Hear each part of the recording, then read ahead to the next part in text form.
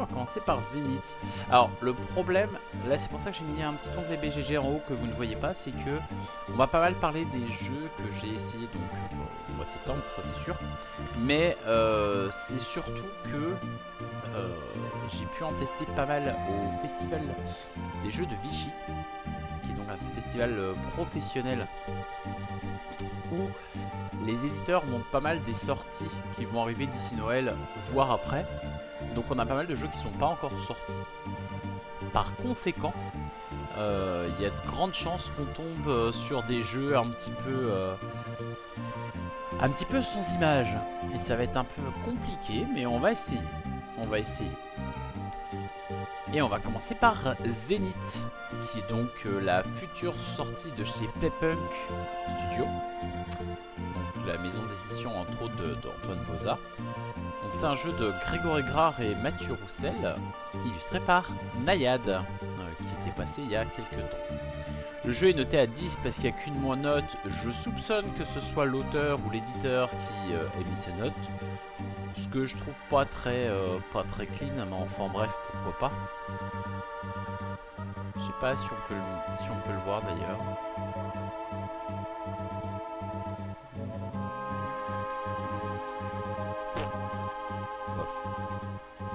Ah, Cédric qui l'a mis en wishlist. Donc, Zenith, c'est un jeu à 2. Je vais regarder s'il est disponible là, mais je crois qu'il y a très peu d'images. On en avait parlé rapidement. Oh. Ah, on avait parlé très rapidement, si vous vous rappelez bien, avec Morgan et Méclar, quand on avait fait notre tour de Vichy justement. Hop là. Ouf, j'ai chaud d'un coup. Donc Zenith, c'est un jeu à 2 de tir à la corde où on va avoir un terrain central avec des petites planètes et on va devoir donc jouer des cartes qui ressemblent à ça. Donc les cartes, elles ont différents types. Alors, il y a 3 types possibles, hein. Il y a les humains, il y a les robots animaux en gros et les robots comme celui-là. Et donc ces cartes ont plusieurs couleurs. On va pouvoir jouer une carte de la couleur devant la planète de la même couleur. En général, ça attire la planète vers nous et ça active un petit pouvoir. La carte a un coût qui peut être réduit par le nombre de cartes de cette couleur qu'on a déjà joué. Voilà. L'objectif final, c'est soit d'obtenir un certain nombre de planètes, soit d'obtenir plusieurs fois la même. Parce qu'en effet, si j'ai réussi à attirer la planète rouge de mon côté, eh bien, on va en remettre une nouvelle au milieu du plateau. Donc je peux la regagner une deuxième fois. Ou alors, je crois qu'il y a une troisième condition de victoire, mais je ne sais plus exactement laquelle. Voilà, globalement ce qui va se passer. En action, donc c'est soit jouer une carte pour activer ses petits pouvoirs, soit je vais la défausser pour activer le pouvoir qui est lié à sa race. Soit je vais aussi pouvoir la défausser pour en utilisant une ressource jaune, le solarium ou quelque chose comme ça, pour simplement pouvoir monter sur des pistes et activer tous les pouvoirs passifs qui étaient avant. Alors plus je monte, plus c'est cher, mais plus je vais pouvoir activer de pouvoirs qui vont par exemple me permettre de rapprocher les planètes. C'était un jeu sur lequel j'attendais rien. Déjà je ne savais pas qu'il sortait. Je l'ai appris sur le festival. Après je me suis dit que Captain Flip, ça avait été plutôt un bon jeu. Moi c'était plutôt une bonne découverte. C'est pas violent, hein, mais en vrai je trouve que ça se laisse jouer. Et pour du familial c'est quand même plutôt agréable. Donc Captain Flip, bonne surprise. Assez curieux d'avoir le deuxième. Zenith, on est sur du 12 ans et plus, donc ça s'adresse pas vraiment au même public. Captain Flip, de souvenir, je mettrais du 8 ans et plus, et je crois que je suis un peu méchant en mettant 4 ans d'ailleurs. Ouais, on est sur du 8 ans et plus. Donc Captain Flip, 8 ans et plus. Hop. On est sur du 2-4 joueurs, c'est-à-dire que soit on joue en 1 contre 1, soit on joue par équipe. J'ai pas joué par équipe donc je peux pas vous dire vraiment ce que ça vaut. Mais en tout cas en 1 contre 1 ça marche très bien. Et c'était bien agréable. On a une petite sensation au début que c'est un peu plat. Et finalement après on a une belle montée en puissance. On est très dépendant. Alors j'allais dire très dépendant de sa main. Oui et non, en fait notre stratégie va se baser sur ce qu'on obtient, sur ce qu'on pioche et ce qu'on a en main. Mais c'est quand même assez contrôlable. Enfin je veux dire, tu vois 5 cartes dans ta main, tu sais ce que tu pourras faire au tour d'après. Et au pire, tu peux simplement en défausser une pour activer un des pouvoirs. Il y a plusieurs choses à faire qui me semblent intéressantes. Les pistes que l'on a, elles ont des bonus différents mais vraiment forts. À mon avis, ne pas monter sur une piste c'est un peu compliqué, mais monter partout ça a l'air très dur aussi. Voilà, je suis assez intrigué sur ce jeu. Bon, on va le noter tant qu'à faire, comme ça on mettra des notes. Moi je vais lui mettre un 8. Alors déjà ça va faire baisser un petit peu sa moyenne parce qu'il faut pas déconner. Mais je vais également pouvoir le mettre dans à quand la prochaine. Ça n'a pas été un coup de cœur, mais c'est un jeu que je vais prendre plaisir à rejouer, je pense. En tout cas, j'y rejouerai. Après, ça reste quand même un jeu à 2, tir à la corde, affrontant. Ouais, je sais pas à quel point j'y rejouerai beaucoup, mais en tout cas, j'y rejouerai. Et je pense que c'est un jeu à découvrir. Ça, c'est une sortie 2025. Je dirais Cannes 2025, mais je ne suis plus très sûr. Mais en tout cas, c'est à surveiller. Et en plus, c'est magnifique, mais c'est fait par Nayad. Donc ça ne peut être que bien. Petit bémol, mais un petit bébé molle.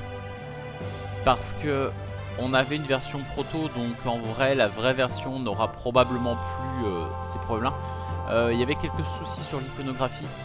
Principalement, bon, elle n'était pas très claire, mais ça, elle va changer, donc c'est compliqué de reprocher ça. Mais il y en a beaucoup. Il faut vraiment assimiler tout ce qui est possible de faire et toutes les petites icônes. Je sais pas s'il y en aura autant dans le jeu final, mais c'est possible, donc à voir, à voir. Ensuite, on a Xylotar. Xylotar, j'en ai parlé dans ma tier list sur les jeux de pli. Je vais pas m'étendre trop là-dessus. Xylotar qui sort sous le nom Xylo en français, qui sera donc, bon, c'est ça que je le note parce que c'est pas le bon, qui est un jeu de pli dans lequel on connaît pas ses cartes, un peu comme Lux. Lux que j'ai acheté mais auquel je n'ai pas encore eu l'occasion de jouer, mais ça va arriver. Je ne m'inquiète pas. Et donc, on va avoir un paquet de cartes qu'on va classer donc de la plus petite à la plus grande et on va la filer à notre voisin de gauche. Ensuite, bah, c'est un jeu de pli classique. Quelqu'un va ouvrir le pli avec par exemple une carte orange. Tous les autres vont devoir jouer du orange. C'est juste que avant de jouer, je ne sais pas sa valeur. Par contre, je sais potentiellement combien ça va valoir. Par exemple, celle-là, une orange, elle est entre 0 et 9.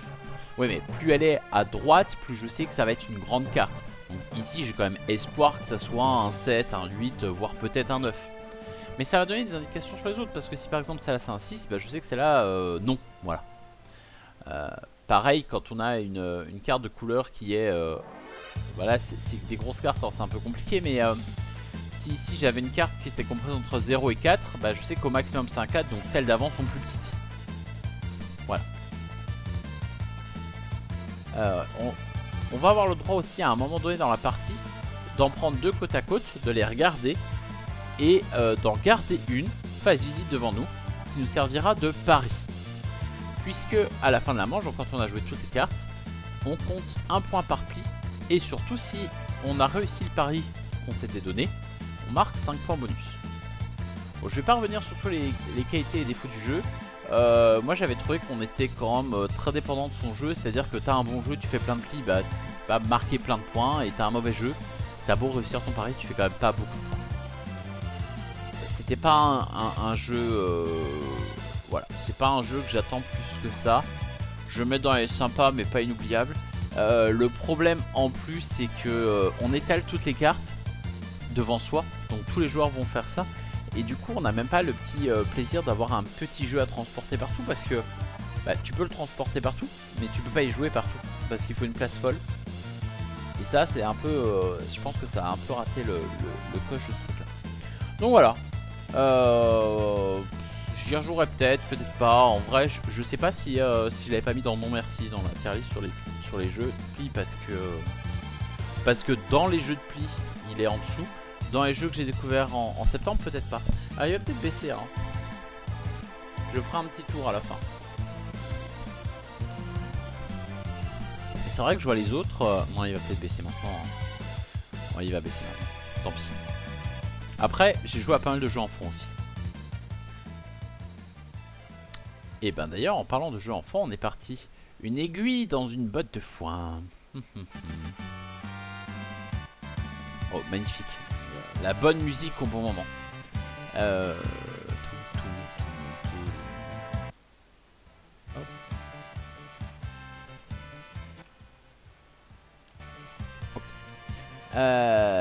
Next. Donc ici, on a des petites cartes dans un paquet et on a une carte fourche. On va lancer 2 dés et on va en choisir un des deux. Il y en a un des deux qui est donc un dé pour la fourche et un des deux qui est un dé pour la pioche. Ce qui va se passer, c'est que si on prend la fourche, ben pour prendre la carte fourche et essayer de retourner autant de fois que indiqué sur le dé les cartes qui sont déjà sur la table. L'objectif étant de retourner des cartes avec des petits animaux et ou avec de la nourriture. Parce que si on arrive à relier un lapin à une carotte, on va gagner les deux et ça fait des points. Là. Si on arrive à trouver l'aiguille dans la botte de foin, bah, ça fait des points aussi et surtout ça met fin à la partie. Ce qui va se passer par contre après, c'est que l'autre dé, je crois, sert simplement à piocher un certain nombre de cartes. Oui, c'est ça. On pioche un certain nombre de cartes qu'on va regarder et ensuite on les jette en l'air et on les voit retomber. Celles qui retombent face visible, je peux les garder. Voilà. Donc, pas très dur. C'était plutôt rigolo. Bon, ça reste un jeu enfant. C'est pas un jeu d'enfant hyper fun à jouer sans enfant. Donc, voilà. Après, ça m'avait l'air tout à fait rigolo. J'ai un peu peur que les cartes s'abîment. C'est-à-dire que la carte fourche, à force de faire ça, de relever les autres, j'ai peur qu'elle se retourne et qu'elle s'abîme. Après, on s'en fout parce qu'on sait que c'est la carte fourche. Faut pas que les autres cartes s'abîment. Mais sinon, voilà, ça va, c'est rigolo. C'est rigoulou. On va passer à Toriki. Alors Toriki, j'en ai aussi parlé avec Morgan et Méclar. Toriki qui sort donc chez Lucky Duck. C'est un jeu de... Oh, voilà, c'est un jeu. Non mais... En fait, par respect pour ces personnes-là, je ne vais pas dire leur nom, c'est tout. C'est plus du respect pour eux que pour moi. Et donc, à partir de là, on s'est échoué sur une île déserte. C'est triste. Et on va devoir aller fouiller autour pour trouver de quoi manger, de quoi se construire une cabane, de quoi faire du feu. C'est un peu Koh-Lanta pour enfants, mais en coopératif. Donc là, il n'y a pas d'élimination, il n'y a pas de conseils, tout ça. On va se balader, il va y avoir des petits événements, hein, ça joue avec une application. Donc quand on va sur une case, l'application va nous dire « Oh, bah vous êtes dans une forêt de bambou qui pousse bien, mais vous entendez un petit bout de rongeur dans les buissons. » Et en fait, au début de partie, on a quelques objets à se répartir, style une hache, une pelle et tout ça. Et on va décider donc ce qu'on en fait. L'application nous permet de les utiliser à chaque fois. Donc par exemple, j'arrive là, moi j'ai une pelle et une hache. Je peux dire, bah peut-être que si je prends la hache, je peux avoir du petit bois. Mais ça se trouve, si j'ai la pelle, je peux trouver des carottes parce que l'application nous a dit qu'il y avait des feuilles qui ressemblaient à des fans de carottes. Voilà.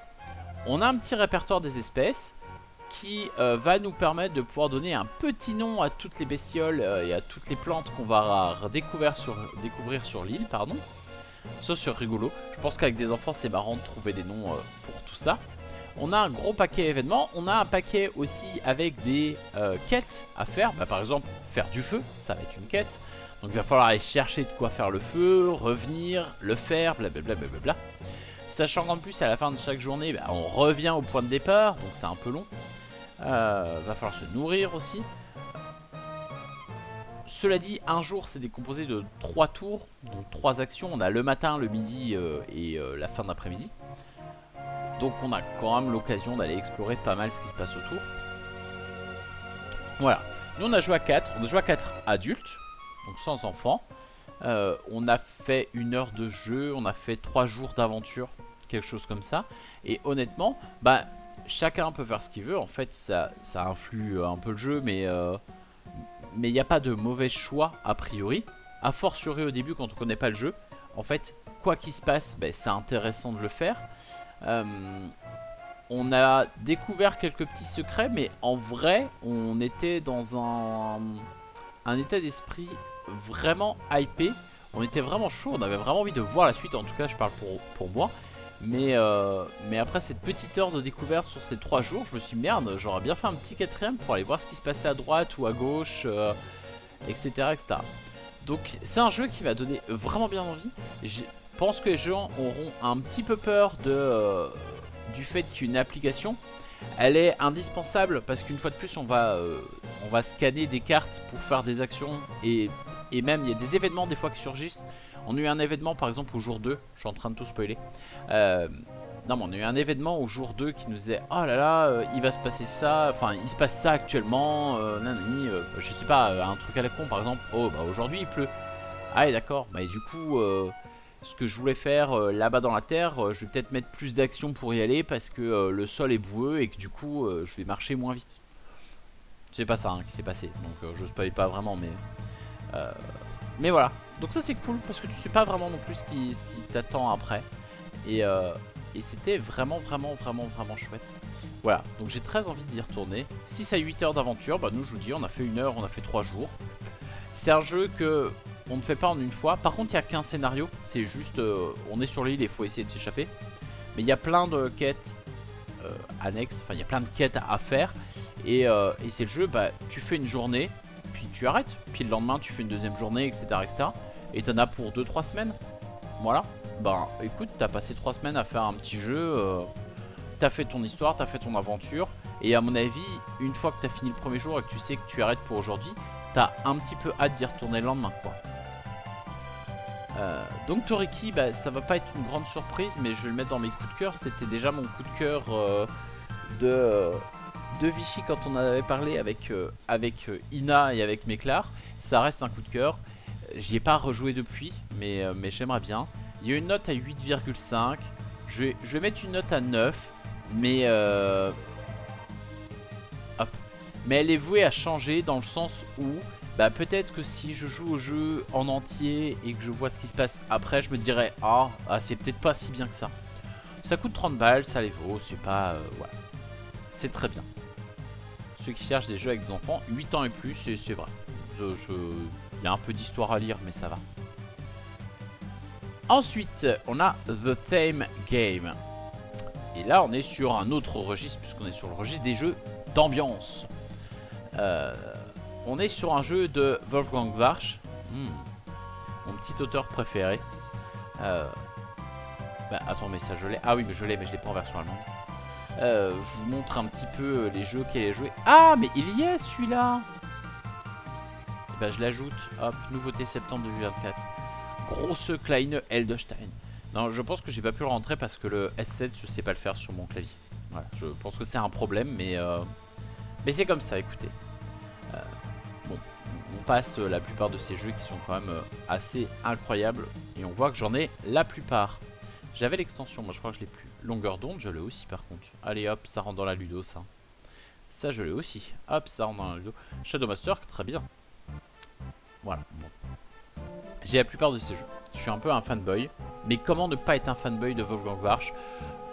Bonne question. Donc, Wolfgang Warsch sur The Same Game. The Same Game, c'est un jeu où on va avoir une liste ici de caractéristiques. Donc, hop là. On a là par exemple prix, mouvement, poids, durée d'utilisation. Devant, on va avoir des petits numéros. Donc 1, 7, 3, 2, on s'en fout, l'ordre est mis aléatoirement. Nous, on va piocher un petit numéro dans un sac, on va le lire, par exemple 3, très bien. On le remet dans le sac et on passe le sac au voisin. Donc le voisin peut également piocher exactement le même numéro. Ça, c'est pas impossible. Ensuite, nous, on va avoir une petite carte avec un objet. Par exemple là, roulette à pizza. Bon, bah très bien, j'ai une roulette à pizza. Imaginons le 3, c'est durée d'utilisation. Et bien il faut que j'écrive, moi, sur ma petite ardoise, le nom d'un objet qui a la même durée d'utilisation qu'une roulette à pizza. Bon, une roulette à pizza, c'est quand même, tu fais juste ça et c'est fini. Donc c'est extrêmement cool. Alors on va réfléchir, on va se dire mince, alors quel objet peut avoir la même durée d'utilisation? Et c'est très malin parce que la plupart du temps, on pense à des objets qui ressemblent à celui-là. Là c'est une roulette à pizza, alors l'exemple n'est pas flagrant parce que roulette à pizza, bah, c'est roulette à pizza quoi. Mais par exemple on a eu voiture, bah, si tu as une voiture tu vas essayer de penser à un camion, à une moto ou à un truc comme ça. Ce qui est pas démos parce que si tu mets ça pour durée d'utilisation, bah, le problème c'est que ça va matcher avec les autres. L'objectif étant que les autres personnes puissent retirer les gobelets qui sont autour des autres objets, des autres caractéristiques, pour garder la tienne pour la fin et pour faire le plus de points possible. Voilà. Donc roulette à pizza, là il a mis monocycle. Moi je pense que c'est le mouvement, enfin là c'est sûr parce que j'ai la réponse. Mais effectivement ça a le mouvement, tu vois la roulette ça roule, le monocycle ça roule. Par contre ça n'a pas le même prix, puisque la roulette à pizza c'est quand même clairement moins cher qu'un monocycle. Ça n'a pas le même poids, ça n'a pas la même durée d'utilisation. Donc là l'exemple il est cool parce que monocycle, bah clairement ça va avec mouvement mais ça va pas avec les trois autres. Voilà, c'est un petit jeu qui demande une réflexion qui est un peu particulière. À voir quand même parce que sur toutes les caractéristiques j'ai trouvé que certaines étaient un peu redondantes. Et surtout, bah, t'en élimines facile 3-4 direct sans vraiment de surprise. Parce que c'est des choses qui vont pas du tout avec le reste. Mais sinon c'était plutôt cool. Je vais lui mettre un 7. Et on sera sur du à quand la prochaine. Parce que c'est un petit jeu d'ambiance. Moi je trouve ça fun, écoute. Je le sors, on y joue et puis voilà, on s'amuse. Alors par contre du coup j'ai entré Grosse Kleine Edelstein, mais c'est pas là. Donc je vais tenter un rafraîchissement. Il est là, ok. On va pouvoir parler de Grosse... Bah en plus c'est un jeu de Varche, donc ça me fera plaisir. On va passer sur Tangram City. Alors Tangram City, si jamais Ina a fait un petit article dessus pour vous présenter le jeu et vous donner son avis. Tangram City, c'est un Rosenberg et ça se voit parce que c'est un jeu de placement de Poliomino. Pour changer un peu. La grosse différence donc avec... Oh, c'est mon stylo. Je fais un peu de pub, super stylo BlackRock. Voilà, je suis sponsorisé par le stylo BlackRock. Bon bah c'est pas grand chose mais on fait ce qu'on peut hein. Donc, je disais, c'est un jeu de placement de Poliomino. Globalement, ce qui va se passer, c'est qu'à chaque manche, on va avoir 4 cartes de préparer. On va en retourner une. Tout le monde va devoir prendre cette tuile et la placer. Puis une deuxième, tout le monde va prendre cette tuile et la placer. Puis une troisième que l'un des joueurs avait déjà vue. Puis une quatrième qu'un autre joueur avait vue aussi. Et donc, les joueurs qui voient ces cartes-là, c'est les joueurs qui sont en retard niveau scoring. Donc, tu es dernier sur les premières manches. C'est pas grave, t'as un avantage pour compenser, c'est que tu sais les pièces qui vont venir. Théoriquement, ça veut dire quoi? Ça veut dire que tu peux préparer ce qui va arriver. Et vu la tête des formes, eh ben, c'est pas plus mal d'avoir un peu plus de temps pour réfléchir, pour voir comment les agencer. Après, c'est simple, on retourne la carte, tout le monde prend ses pièces et la met. La pièce, on peut la mettre recto verso. Mais attention, il y a un côté avec de la ville, un côté avec de la nature. Et nous, ce qu'on aime bien dans une ville, c'est qu'il y ait autant de bâtiments que de nature. Et ça, ça va faire des points en fin de partie. Par contre, ce qui va faire des points à chaque manche, donc une fois qu'on aura joué les 4 cartes, c'est le plus grand carré qu'on aura construit. Ça va faire 1 point par case du plus grand carré, je crois. Donc là, par exemple, bah, au début, ils ont un carré de 1 par 1, mais si je fais un carré de 3 par 3, il restera jusqu'à la fin de la partie, ça me fera 9 points à chaque manche. Bon, on va essayer de l'agrandir évidemment en 9 points, c'est rigolo au début, mais ça suffira clairement pas après. Voilà. Ça, c'est le but du jeu. À la fin de chaque manche également, on a une petite fontaine en haut qui nous permet de combler aussi des demi-carrés. Et ça, c'est bien pratique. Et en fin de manche, je disais, donc il faut équilibrer ville et forêt. En fait, on a un petit plateau qui nous aide à les compter. À chaque fois que je fais par exemple un carré de ville, et ben je peux avancer mon petit pion ville de 1 pour dire bah là j'ai un carré de ville, 0 carré de forêt. Sachant qu'en fin de partie, si la différence des deux est de 0, je marque 20 points. Si elle est de 1 ou 2, je marque 10 points. Si elle est de 3 ou 4, 5 points. Et si elle est de plus de 5 points, je ne marque pas de points. Donc j'ai vraiment intérêt à essayer d'équilibrer les deux. Sur certaines pièces, c'est pas très grave parce qu'elles sont pareilles recto verso. Je veux dire, la barre de 3 est une barre de 3 dans les deux sens. par contre sur les petites pièces découpées sur des demi-carrés, là c'est hyper piège, c'est hyper fourbe parce que ces tuiles là, elles ont des formes très bizarres qui tiennent très bien dans un sens et très mal dans l'autre, en tout cas dans ce qui nous arrange. Et du coup, on a vite fait de se perdre un peu les pieds dedans et de mettre du mauvais côté et du coup d'agrandir l'écart entre les deux. Donc Tangram City, vraiment chouette, une belle découverte. Bon, c'est un Rosenberg assez classique. Le fait que ce soit pas des polyomino, mais vraiment des pièces de Tangram, ça fait le taf. En vrai, c'est un petit twist. En fait, typiquement, c'est le genre de jeu où il y a un mini twist, mais il suffit à faire que le jeu est agréable. Voilà. Moi, ça me suffit. J'en demande pas plus. Moi, je vais le mettre dans un coin la prochaine parce que j'ai très envie d'y rejouer à Tangram City.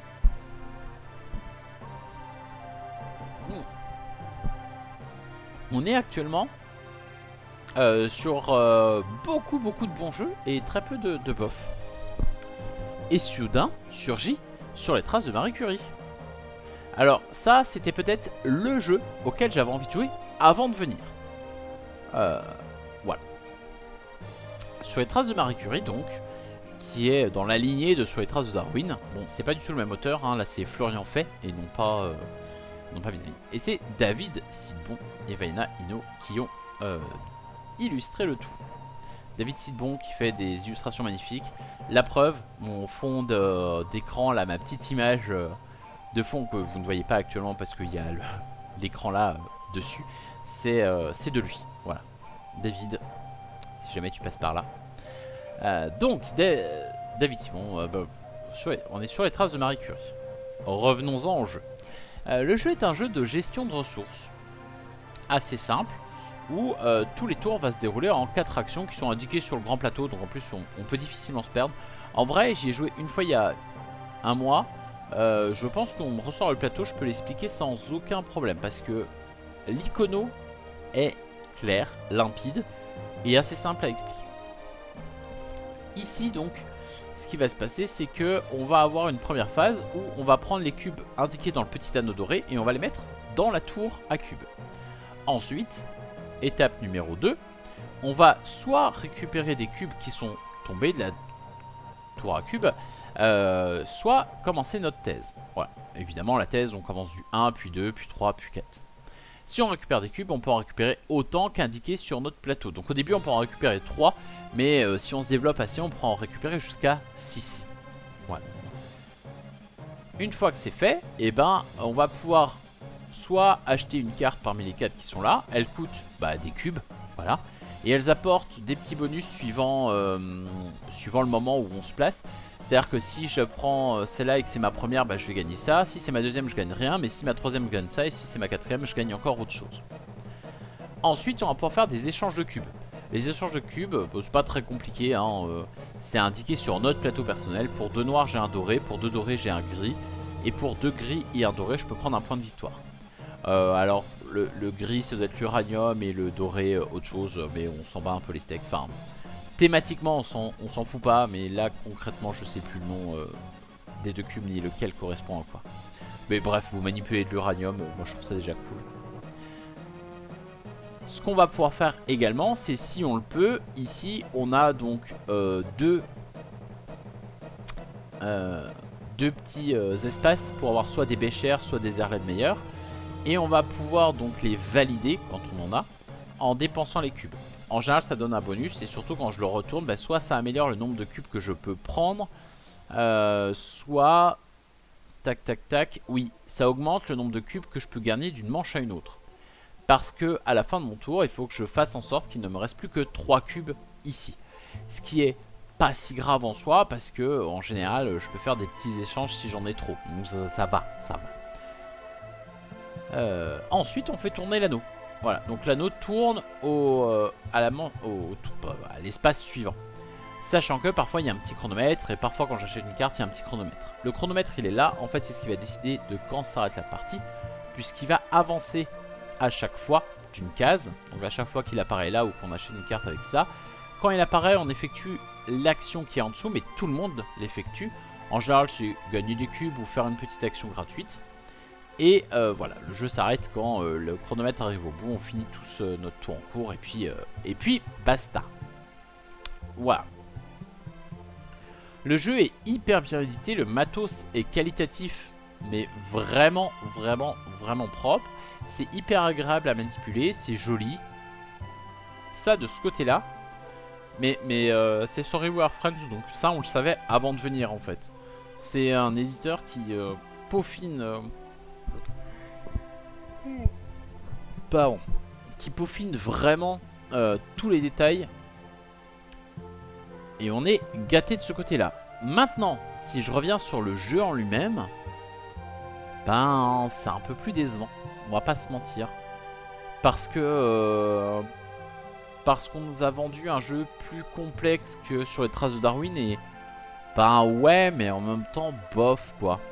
C'est un poil plus dur à comprendre, mais c'est quand même pas incroyable. Et cette tour à cube, qui sur le principe est une tour à cube quoi, je veux dire, voilà, une tour à cube. Moi ça me dérange énormément pour un jeu de gestion. En fait c'est limite un jeu de gestion où à ton tour tu jettes un D6 et ça te donne le nombre de ressources que tu as. Donc bah si t'as pas de bol tu fais que des 1 et des 2 et bah t'as pas de ressources. Et si quelqu'un d'autre a du bol, il fait des 5 et des 6 et il a tout ce qu'il veut. Et ça, bah t'as beau faire ce que tu veux, c'est juste pas contrôlable. Et bah c'est chiant quoi. Je comprends pas trop le sens de ce truc là. Alors c'est joli. Bon il paraît que ça rentre pas bien dans la boîte, donc en plus c'est peut-être juste que joli et pas pratique. Et pour moi bah, ça casse le jeu quoi. Ça casse le jeu. Le reste, bon c'est ok, mais globalement comme t'as pas de bol tu risques de faire ta thèse. Pareil derrière t'as un petit bonus. C'est complètement aléatoire, donc ça se trouve t'auras des trucs bien, ça se trouve t'auras des trucs pas bien. Les petites fioles là c'est pareil, elles sont plus ou moins difficiles à faire, mais ça rapporte des bonus. T'as un objectif aussi personnel au début de partie. Pareil, t'en as des hyper durs et des hyper simples. Je sais pas, moi j'ai l'impression que le jeu il est hyper aléatoire, il est pas très intéressant. Je vais le noter à 5 et je pense que je suis généreux. Ouh. Tendance. Répartition des notes. Il y a quelques 9-10 mais voilà. Mais sinon ouais on va. Il y a un petit pic à 8 quand même. Mais sinon on a pas mal de 6-7 quand même hein. Notation pondérée. Il n'y a pas la médiane ici? Ah il n'y a que la moyenne. Mais ça manque la médiane hein. Je vous assure que la médiane c'est vachement intéressant. 30 43 44. Bon, en vrai la médiane elle est à 8. Répartition des tables est bonne. Nous on a joué à 3. Par contre c'est un jeu où il n'y a pas trop de downtime parce que bah tu fais ton tour et après tu passes. Enfin il n'y a pas grand chose de plus à faire. Je vais le mettre dans sympa mais pas inoubliable. Mais en vrai il pourrait descendre d'un cran sans que je sois choqué hein. Franchement il est pas...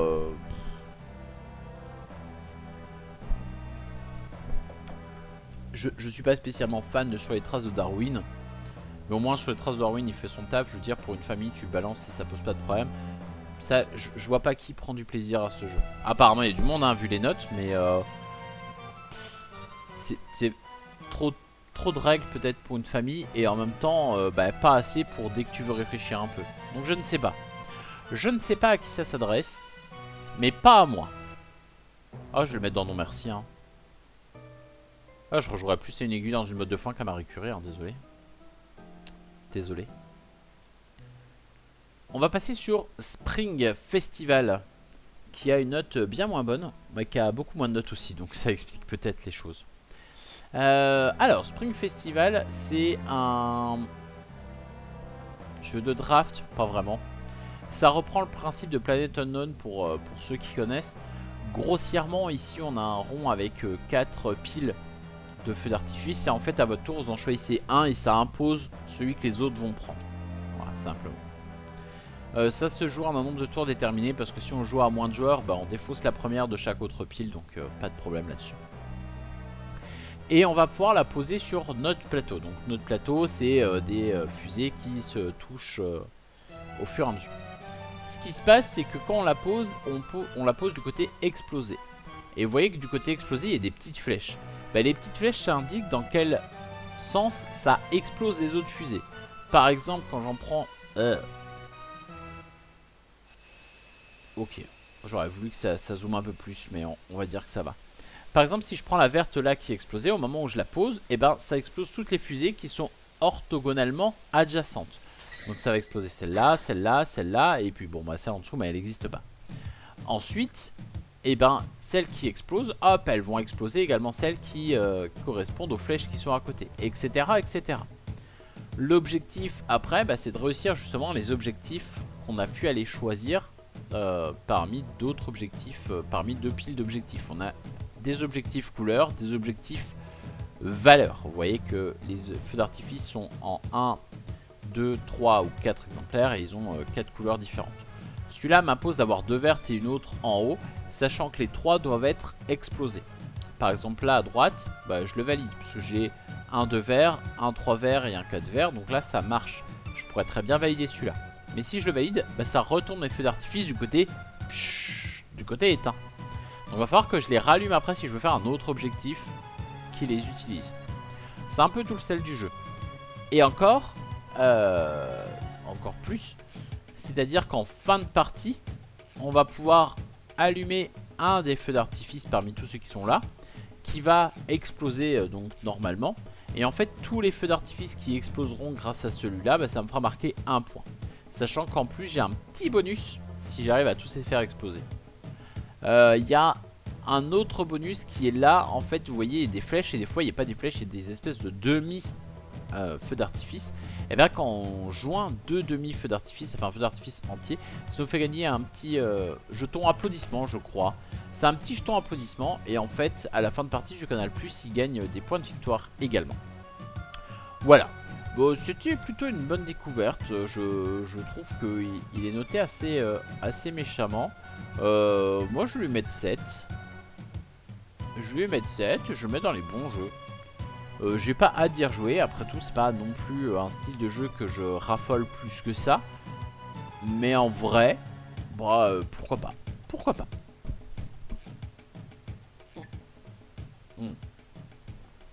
Je parle beaucoup, alors faut que je boive aussi. N'hésitez pas, hein, si vous connaissez un de ces jeux-là, n'hésitez pas à m'en parler.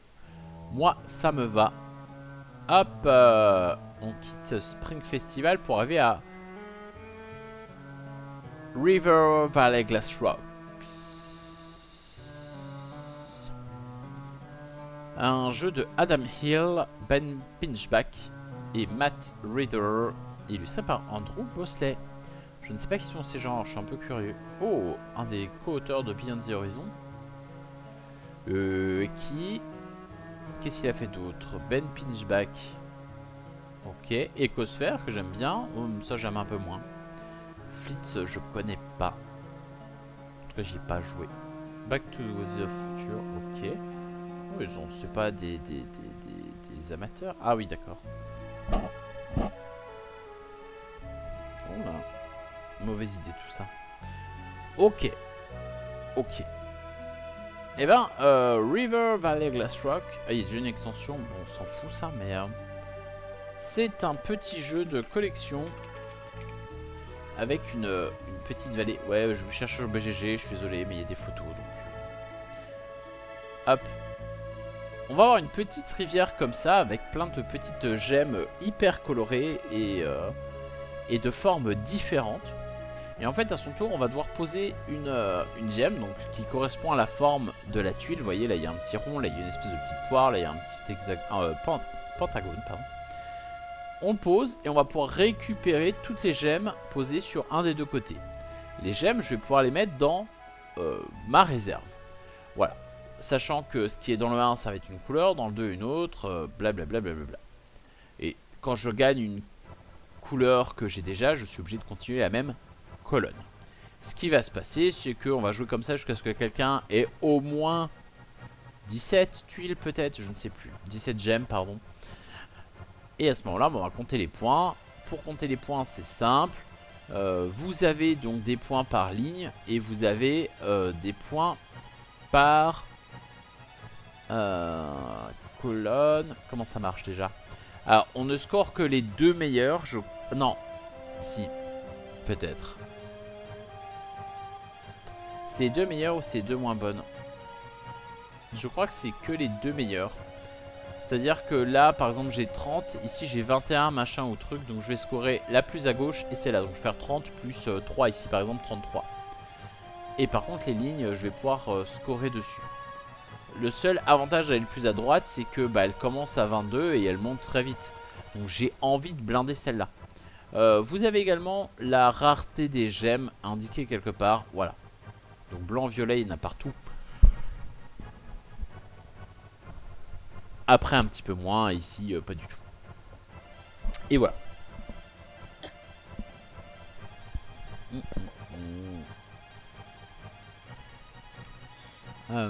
Et donc, bah on a fait une partie. Voilà. Bah je referai pas une deuxième. J'ai trouvé le jeu vraiment pas très intéressant pour le coup. Bah, je vais mettre 4. Non je sais pas, je me suis ennuyé moi personnellement. Il se passe pas grand chose, c'est pas... Je sais pas, c'est pas incroyable hein. En vrai, vraiment, hein, il se passe rien. Il se passe rien. C'est un jeu qui existe déjà, on a déjà vu des trucs comme ça. Enfin c'est joli, c'est mignon hein, mais moi je sais pas, tu regardes ce que t'as, tu regardes ce que tu peux prendre, et puis tu prends le moins pire, et puis t'attends que le temps passe, enfin... J'aurais préféré qu'il passe plus de temps à créer le jeu qu'à essayer de le rendre joli. Hein. Bah oui, je vais le mettre dans à oublier. Franchement, il sert à rien ce jeu là. Enfin... Je sais pas, ça m'a procuré absolument aucune émotion. Voilà. Mais aucune.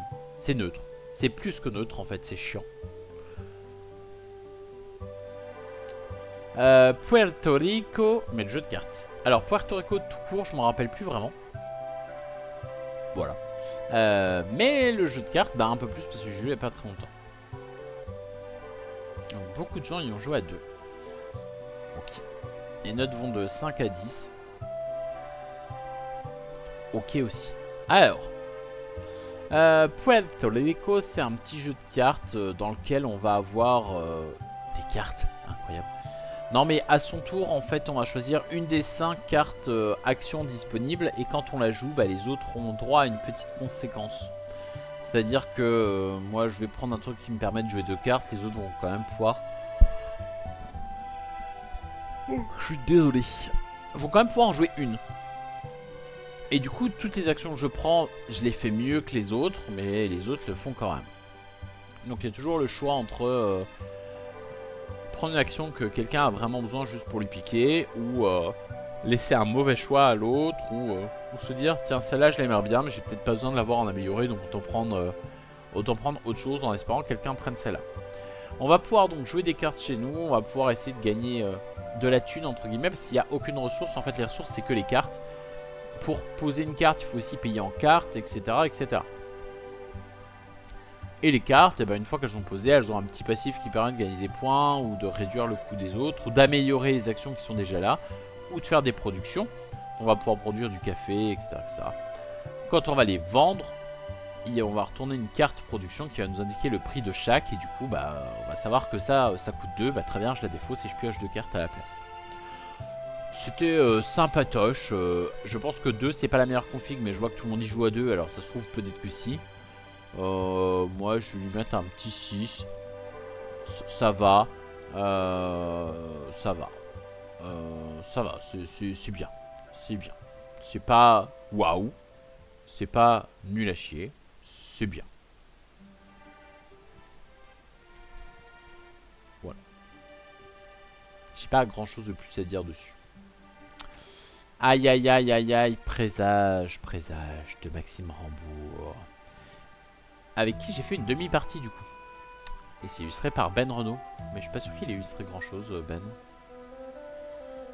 Mais il les a illustrés ça, les enquêtes. Parce que c'est lui, il fait partie de la maison d'édition. Mais pour moi, il les a pas...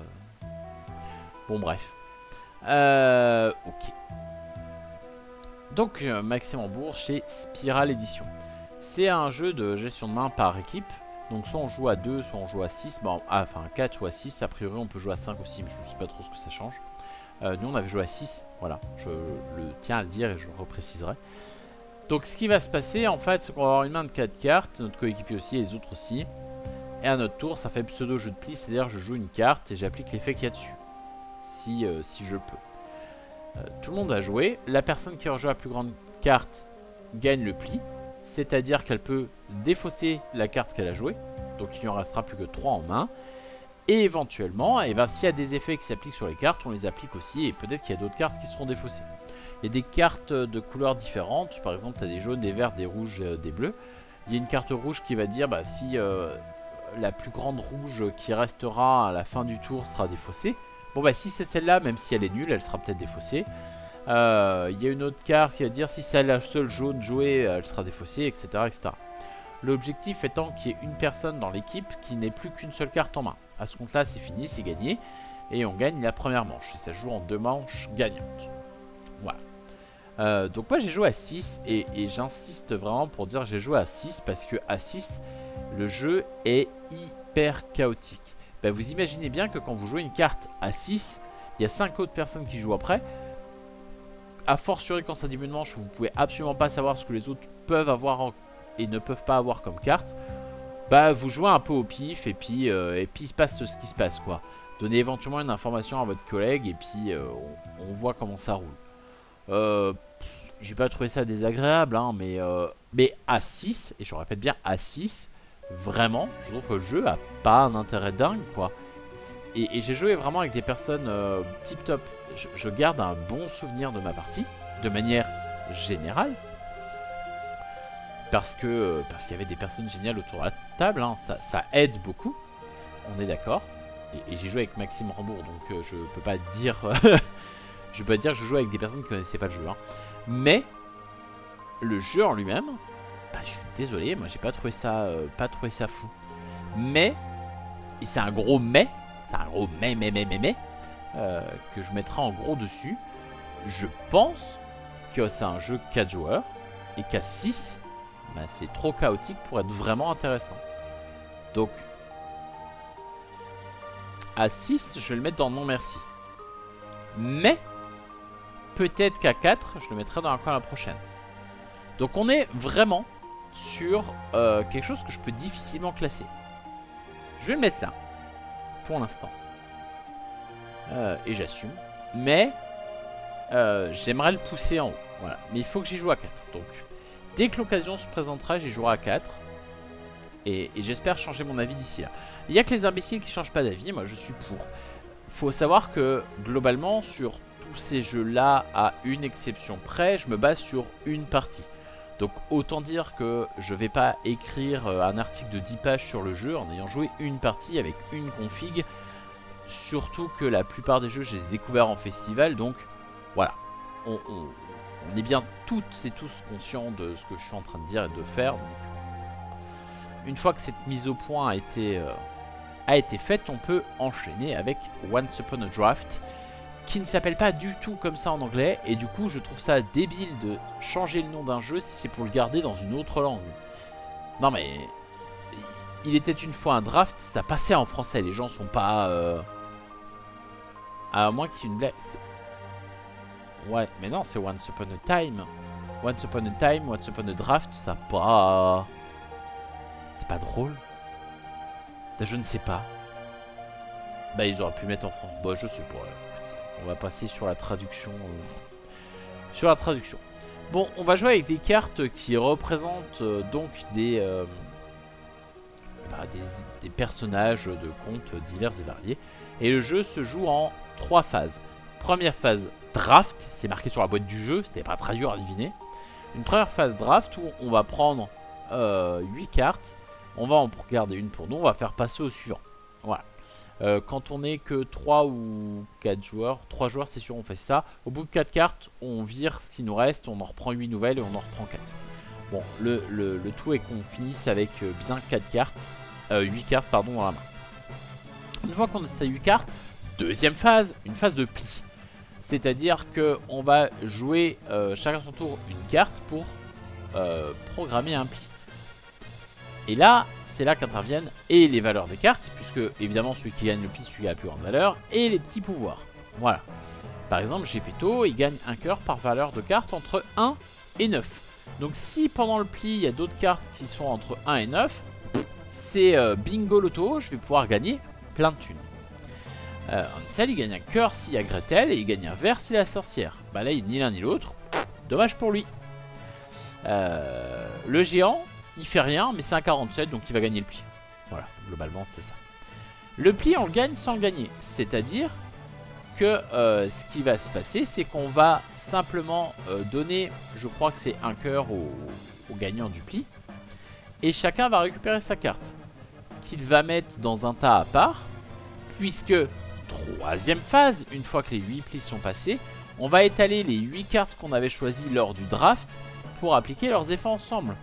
Par exemple, là, j'étale mes cartes. Ah, j'ai Geppetto, j'ai Pinocchio. Bah, ça tombe bien parce que Pinocchio me fait 3 cœurs s'il est avec Geppetto, et Geppetto fait un cœur par carte, par petite carte. Donc, les deux ensemble, ça va me faire des points. De souvenir, je crois qu'un rubis c'est 1 point, un cœur 2 points, où il y a un truc qui fait un demi-point aussi, mais je ne sais plus exactement ce que c'est. Voilà. Là, les nains, si vous avez au moins 4 cœurs, vous en gagnez 4 de plus, blablabla. Et voilà. Et à la fin de ça, on compte qui a le plus de points, et cette personne-là gagne la partie. Moi, ce qui m'a posé problème, alors c'est pas un gros problème non plus, hein. Alors, c'est un jeu de Joe Hoot. Qu'est-ce qu'il a fait ? Snow Meeple, je connais pas. Super Dice Heroes, je connais pas. Ok, et Monster Olympico, il a fait des petits roll and ride quoi.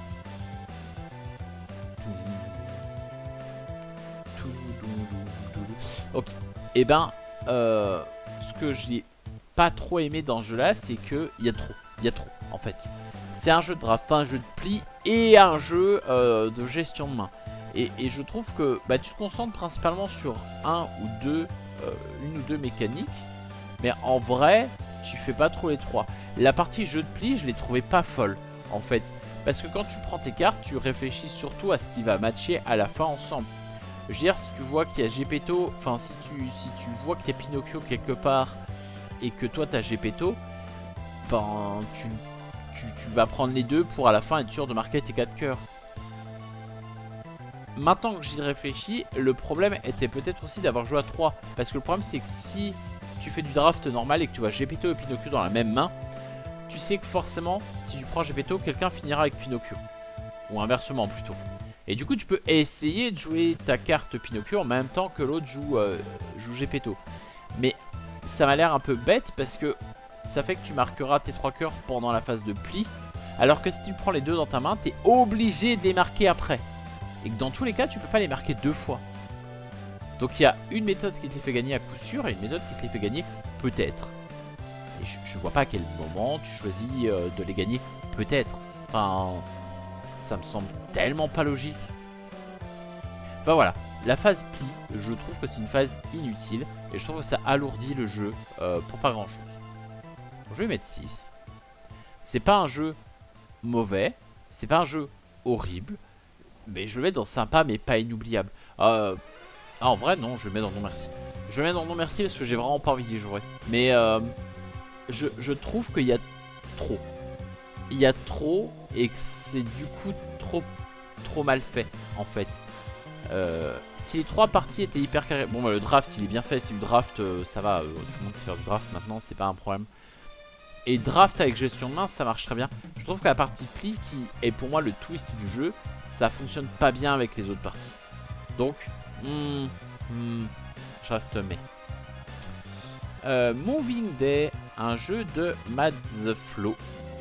Et qui est illustré par Natalia Kordowska.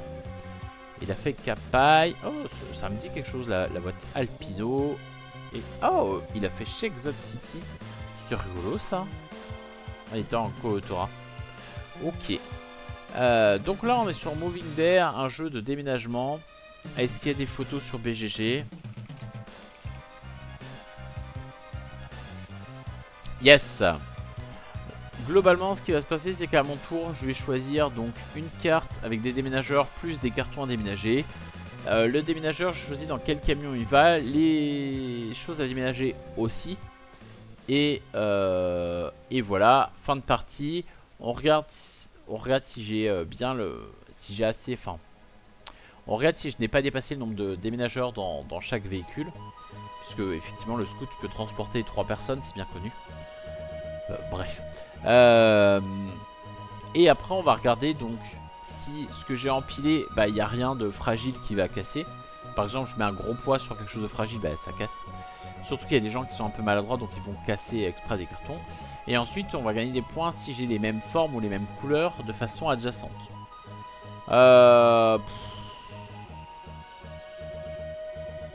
si, et chaque carte qui n'est pas choisie, on va lui mettre un petit point de victoire dessus. Voilà. En vrai, moi je sais que j'ai gagné ma partie juste parce que je prenais les personnages que personne ne voulait avec des points dessus. Et ne serait-ce que les points que j'ai récupérés comme ça a été équivalent aux points qu'on a fait sur le reste. Et du coup, ça m'a fait passer devant facilement. Bah, c'est un jeu qui n'a pas d'intérêt. Enfin, faut... voilà. Juste n'y jouez pas, ça n'a pas de sens. C'est pas...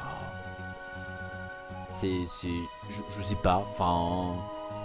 Je suis pas un grand fan de... comment il s'appelle? De Cascadia. Mais Cascadia, ça propose quand même des choix. Là, bof, pas vraiment. Et je sais pas, il y a des choses qui vont pas dans le jeu. Enfin, je vois pas ce qui va en fait dans le jeu. On va le mettre dans un oublié. Moi, perso, je l'ai déjà oublié. Je n'y rejouerai jamais. Je le reverrai jamais parce qu'en plus, je pense qu'il sera pas dans beaucoup de boutiques. Voilà.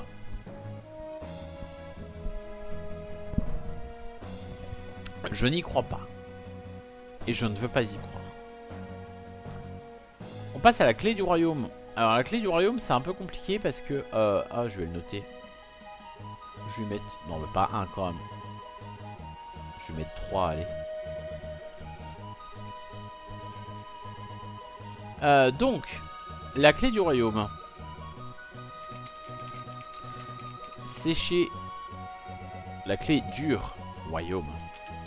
C'est une réédition de chez Lucky Duck, voilà. D'un jeu qui date d'il y a au moins tout ça. Voilà. D'un classique des années 90. Un classique du côté américain, donc qui était jamais arrivé en France. Donc c'est un jeu compétitif très familial avec un gros plateau. Alors c'est un gros plateau qui s'ouvre parce qu'il se passe des événements dedans. Vous voyez, on peut déployer d'un côté dans l'autre. Grossièrement à son tour on lance un dé, on avance d'autant de cases et on fait l'événement qui est sur la case sur laquelle on s'est arrêté. Je vais pas vous mentir, en 2024 ce type de jeu moi ça ne m'intéresse plus en fait. Je pense que quand j'étais gosse, j'aurais adoré jouer à ça.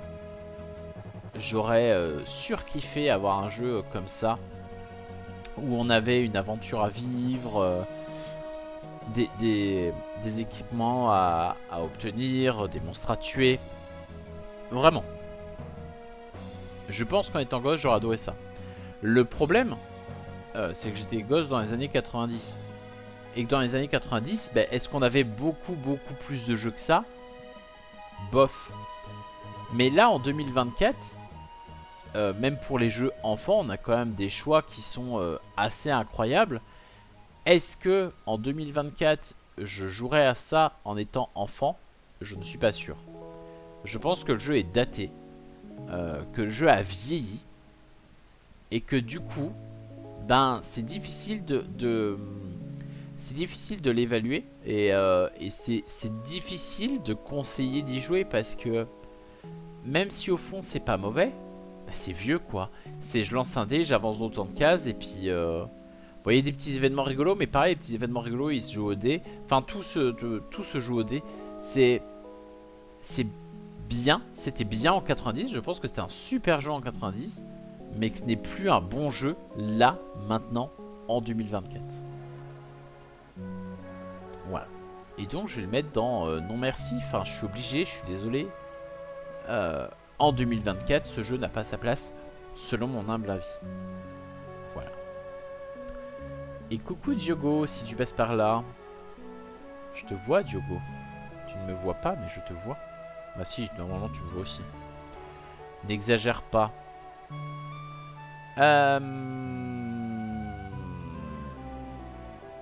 Next, du coup. Alors, on me lurk. On me lurk? Alors moi je te lurk pas, c'est toi qui lurk, non? Ou alors j'ai pas saisi le sens de ta phrase. En tout cas, en attendant. Oui, oui, oui. Mais c'est parce que j'ai une super appli maintenant qui me dit quand qui vient et qui part et quand les gens viennent. Du coup, ça m'a mis Diogo Femto a rejoint le salon. Et ça me fait plaisir de te voir. Surtout qu'on parle pas mal des jeux de Vichy, du coup. Logique. Et il n'y a pas les tiens. Pas encore. Et il n'y a pas les protos. On va pas exagérer. On va parler de Kabuto Sumo. Pourquoi Somo? Ça veut rien dire. Je viens découper du proto en faisant de la veille. Bah t'as raison. Tommy Miller qui a donc fait Kabuto Sumo et voilà. Et Fire in the Library. J'y ai joué à Fire in the Library. Je crois que c'était pas fou. Hein. Bon bref. Kabuto Sumo, c'est un petit jeu d'adresse entre guillemets par équipe où en fait on va chacun avoir son petit insecte et des petits jetons à poser. Et en fait à son tour, bah, on va prendre ce truc là qui est movible autour, le poser quelque part, poser un jeton dessus et pousser. Bah oui, tu parles beaucoup de proto mais sort pas de jeu. Bah t'en as un qui a été signé quand même il y a pas longtemps, donc ça va sortir. Ça va sortir. Puis il y en a un qui est bien signé et qui est normalement bien avancé aussi, hein, auquel j'ai joué. Auquel je rejouerai avec plaisir d'ailleurs. Bref. Donc ici on va poser un jeton et on va le pousser. L'objectif c'est de faire tomber une bestiole adverse. Spoiler, ça prend du temps. Ouais bah oui, bah ça... ça on le sait. Et en fait tout ce qui va tomber je vais quand même le récupérer pour moi et faire ma réserve. Et du coup on a perdu sous deux conditions. Soit notre bonhomme est tombé, soit simplement eh ben, je n'ai plus de jetons à poser. Et à mon tour bah, du coup je ne peux rien faire. Chaque petit scarabée a un petit pouvoir à utiliser. Ça peut être en général de donner des petits jetons à quelqu'un pour activer, pour gagner une pièce plus grosse. Par exemple là il y a les espèces de pinces ici. Et il y a d'autres petites choses, je sais plus, il y en a un qui a une grosse bouse. Mais elle est déjà là, la grosse bouse. Voilà, ça permet de pousser plus d'un coup et de faire tomber plus de trucs. Enfin voilà, il y a des petits trucs rigolos comme ça à faire. Je dois dire que ça va être assez compliqué. Oh, Free for All, ça va être rigolo.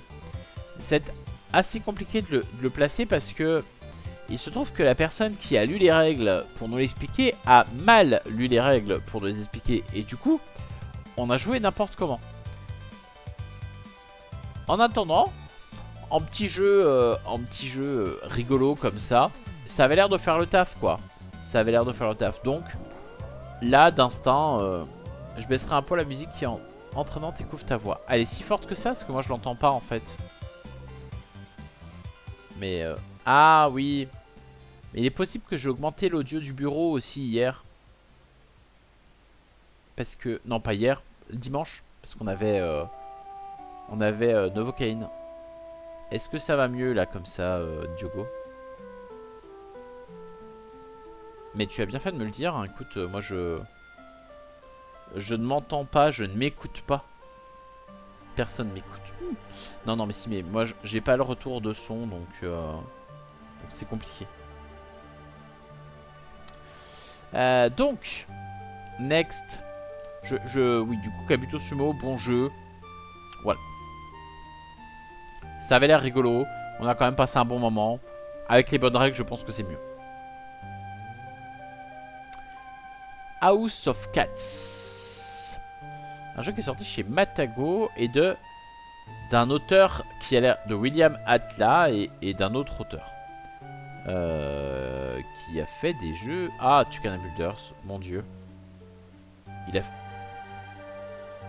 Revive, carrément. Ah oui, non mais d'accord, mais Revive, ils sont 50 dessus. Bon, après, il a peut-être beaucoup participé à Revive, je n'en sais rien, donc je ne jugerai pas. Oh, et William Atia, Kaelus, carrément. Alors, je pense que la plupart ont Kaelus en possédé et pas Jam, et moi j'ai Jam, voilà. Voilà. Sois pas trop jalouse. Et jaloux. C'est pas vieux ça, Kabuto? Alors, en fait, c'est sorti en KS il y a quelques temps. Attends, moi je te remonte ça. C'est sorti en KS en 2021, je dirais. Mais là, ils avaient l'air de le sortir en vraie édition boutique. En France, c'est pas sorti, hein. Tu vois, c'est anglais. Ah, KS du 13 octobre 2020 au 13 novembre. Donc c'était pile cette période-là, mais il y a 4 ans. Donc le KS est sorti il y a 4 ans, mais le jeu n'est pas sorti en français. House of Cats, par contre, c'est récent, c'est cette année. C'est un petit roll and write avec des petits chatons. Bon, on s'en fout un peu qu'il y ait des chats. D'ailleurs, je trouve que pour le coup, ça a beau s'appeler House of Cats, ils n'ont pas foutu des chatons tout mignons partout sur la boîte. Alors peut-être que ça aurait fait plus vendre, mais je trouve ça au moins honnête de pas l'avoir fait. Donc on a le droit à un petit roll and write où simplement à chaque tour, on va lancer 4 dés et tous les joueurs vont devoir en choisir 3, je crois, et s'en servir sur leur feuille. Bon, s'en servir, c'est quoi? C'est écrire les valeurs. Sauf que bah, si j'arrive à faire une zone de 2-2, bah, je vais pouvoir les encadrer et gagner le pouvoir du 2. Si je fais une zone de 3-3, pareil, 4-4, pareil, 5-5, pareil. Ce que j'ai d'autre à faire également, c'est essayer de mettre des petites souris pour manger les fromages qui sont autour et mettre des chats pour manger les souris. Voilà. Ce qui se passe, c'est qu'il y a 4 fiches différentes. Bon, là, on n'en voit qu'une, on voit que la bleue. La bleue, c'est la première, c'est simple, c'est grossièrement ce que je viens de dire. Mais plus on va avancer dans les fiches, notamment la fiche numéro 4, et ben plus les règles vont changer. Et la fiche numéro 4, ce qu'elle fait, c'est que on commence avec une toute petite zone. Bon, j'exagère avec mon toute petite. Ah, voilà, elle est là, la coquine. Mais c'est pas ça qu'on veut, moi, je veux la fiche. Voilà, on commence avec une petite zone. Et en fait, quand on va faire une zone de 2, une zone de 3, etc., on va pouvoir rajouter des grosses zones à côté, enfin des cases, afin de ragrandir notre terrain. Sachant que ça s'arrête quand quelqu'un ne peut plus, enfin ça s'arrête pas quand quelqu'un ne peut plus jouer, donc si moi je suis coincé et que les autres peuvent jouer, bah ils jouent sans moi. Donc j'ai pas un gros intérêt à essayer de me coincer comme ça. Sachant aussi que les dés que je prends, je suis obligé de les poser de manière adjacente. Sinon c'est pas drôle. Voilà. Et ben c'était vraiment cool. C'était une bonne surprise parce que je l'avais vu passer, je me suis fait oh super, un roll and write avec des chats. J'y croyais pas, on va pas se mentir, j'y croyais pas du tout. Et en vrai de vrai, et ben c'était fort agréable. C'était fort agréable. Je vais mettre un 7, hein, faut pas exagérer, c'est pas non plus le jeu qui révolutionnera l'industrie du jeu de société. Mais je le mets dans bon jeu. J'ai mis Spring, je lui avais mis combien? 7 aussi. Ouais, 7 c'est un bon jeu. Quand la prochaine c'est un 8-9 et puis coup de cœur c'est un 9-10 quoi. Je suis peut-être un peu généreux. Ouais, j'en sais rien, je m'en fous. Je fais ce que je veux, non? Happy DZ. Ouais, je prononce la moitié en anglais mais pas l'autre. Toum, toum, toum, toum. Toum, toum, toum, toum, toum, toum, toum, toum. Pardon, je m'éloigne. Happy DZ, je vais pas dire grand chose parce que j'en avais parlé sur ma tier list sur les jeux de pli. Jeux de pli dont je commence à me lasser fortement. Et pourtant, je dis ça, le dernier jeu que j'ai acheté c'est Luz, qui est un jeu de pli. Le mec qui a absolument aucune volonté propre. Il a pas l'air d'être sur BGG, donc on va se contenter de ça. Donc Happy DZ. Sauf si je mets un petit Z après, ça marche. Non, il a pas envie. Donc c'est un jeu de pli dans lequel en fait on va avoir plein de zombies. Et on va avoir 3 couleurs qu'on va choisir parmi plusieurs disponibles dans la boîte, qui sont en fait des classes entre guillemets. Il va y avoir les motards, il va y avoir je sais plus ce qu'on avait d'autre, genre les médecins ou des trucs comme ça. C'est un jeu de pli, donc quand quelqu'un joue une couleur, on doit jouer la même couleur, blablabla. Celui qui gagne le pli gagne également une carte qui a été révélée au centre de la table. Et en fait, fin de la partie, on compte les points par rapport à ce qu'on a fait. Les motards, par exemple, chaque motard récupéré vaut 2 points. Sauf si j'en ai récupéré plus que 5, ou à ce compte-là, ils vont tous valoir -1. Donc j'ai envie d'en avoir, mais pas trop. Je vais avoir les zombies, qui simplement sont des zombies, donc font des points négatifs de base. On va avoir d'autres classes dont je me rappelle plus. En vrai, le jeu m'a absolument pas marqué parce que j'ai pas trouvé ça fou. Et du coup, les règles, difficilement. Bah oui, Benoît Galleux, c'est son premier jeu, mais c'est un peu triste, quoi. Le seul... Enfin, pas intérêt parce que c'est méchant, mais... le gros avantage du jeu, c'est que si on l'apprécie, c'est qu'il y a plusieurs classes. Donc, en fait, je fais une partie, celle d'après, je peux complètement changer. Il y a 6 factions combinables, voilà. Je peux complètement changer les choses en combinant différemment les factions. Mais moi j'ai trouvé ça lourdingue, hein. J'ai retrouvé ça lourdingue. Je vais mettre dans non merci.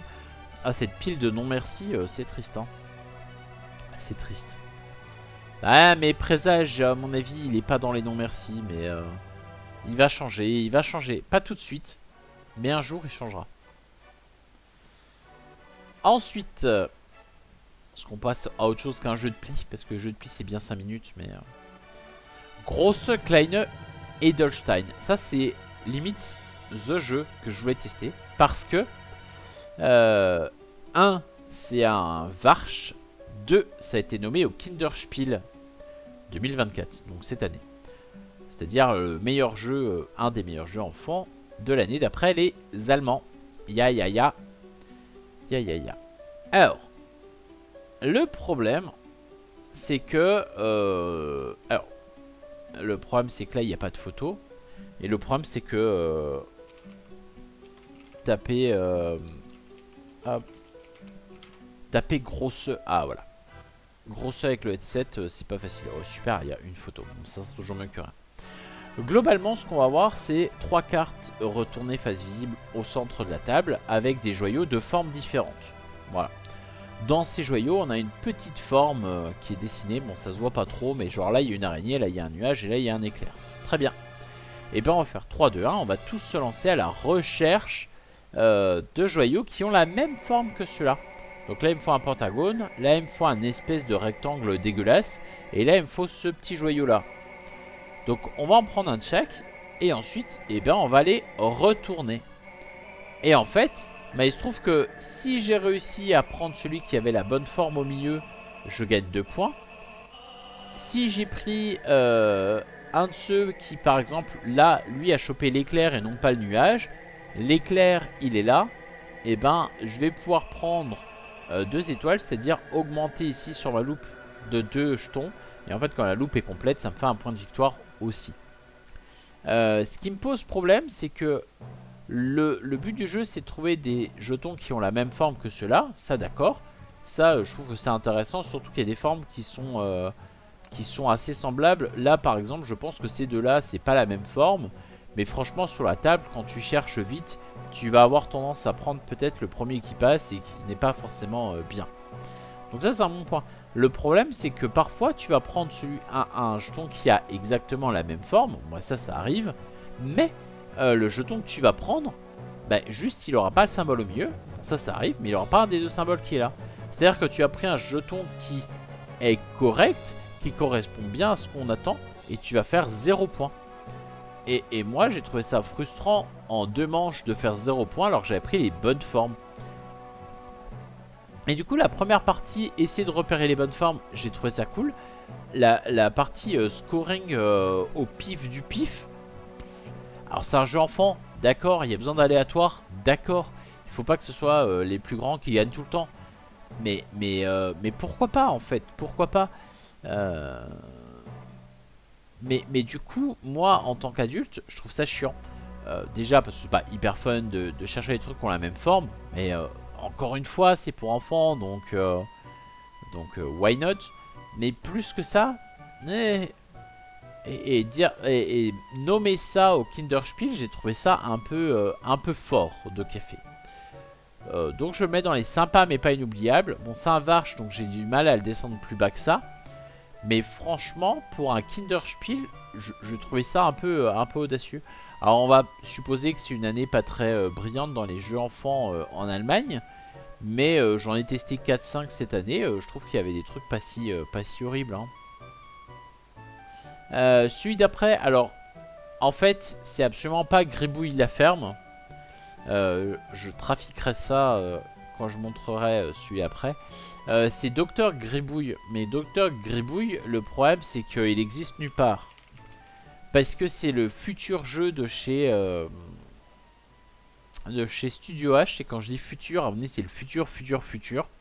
C'est-à-dire qu'il y en a sûrement un ou deux qui vont passer avant. Un sur deux probablement. Et du coup, ce qui va se passer c'est que il y a un joueur qui incarne un médecin. On en a aussi parlé avec Ina et Méclar quand on a fait notre petit tour des jeux de Vichy, parce qu'on y a joué ensemble. En fait, il y a un des joueurs qui sera le médecin et les autres qui seront les pharmaciens. Et en gros, le médecin, il a 15-20 secondes pour écrire 4 noms de médicaments. Mais les noms de médicaments, évidemment, c'est des bouts de syllabes qui veulent rien dire. Ça va être Exa, Tecalo, Parayo, Tlocine. Un truc comme ça. Et ça, c'est un nom de médicament. Donc, ce qui va se passer, c'est qu'on va avoir 15 secondes pour écrire 4 noms comme ça. Autant dire que si tu prends bien le temps de t'appliquer pour que les autres puissent te lire, bah t'as pas le temps de le faire.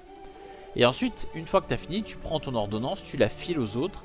Et les autres ont 2 minutes pour reprendre ce que toi tu as tenté d'écrire et essayer de recomposer les mots avec des bouts de syllabes qui traînent sur des gélules. Et l'objectif, bah, c'est de faire le plus de médicaments possible pour gagner. Voilà. En vrai, on a trouvé ça plutôt fun. Moi, j'ai trouvé ça très drôle d'écrire n'importe comment.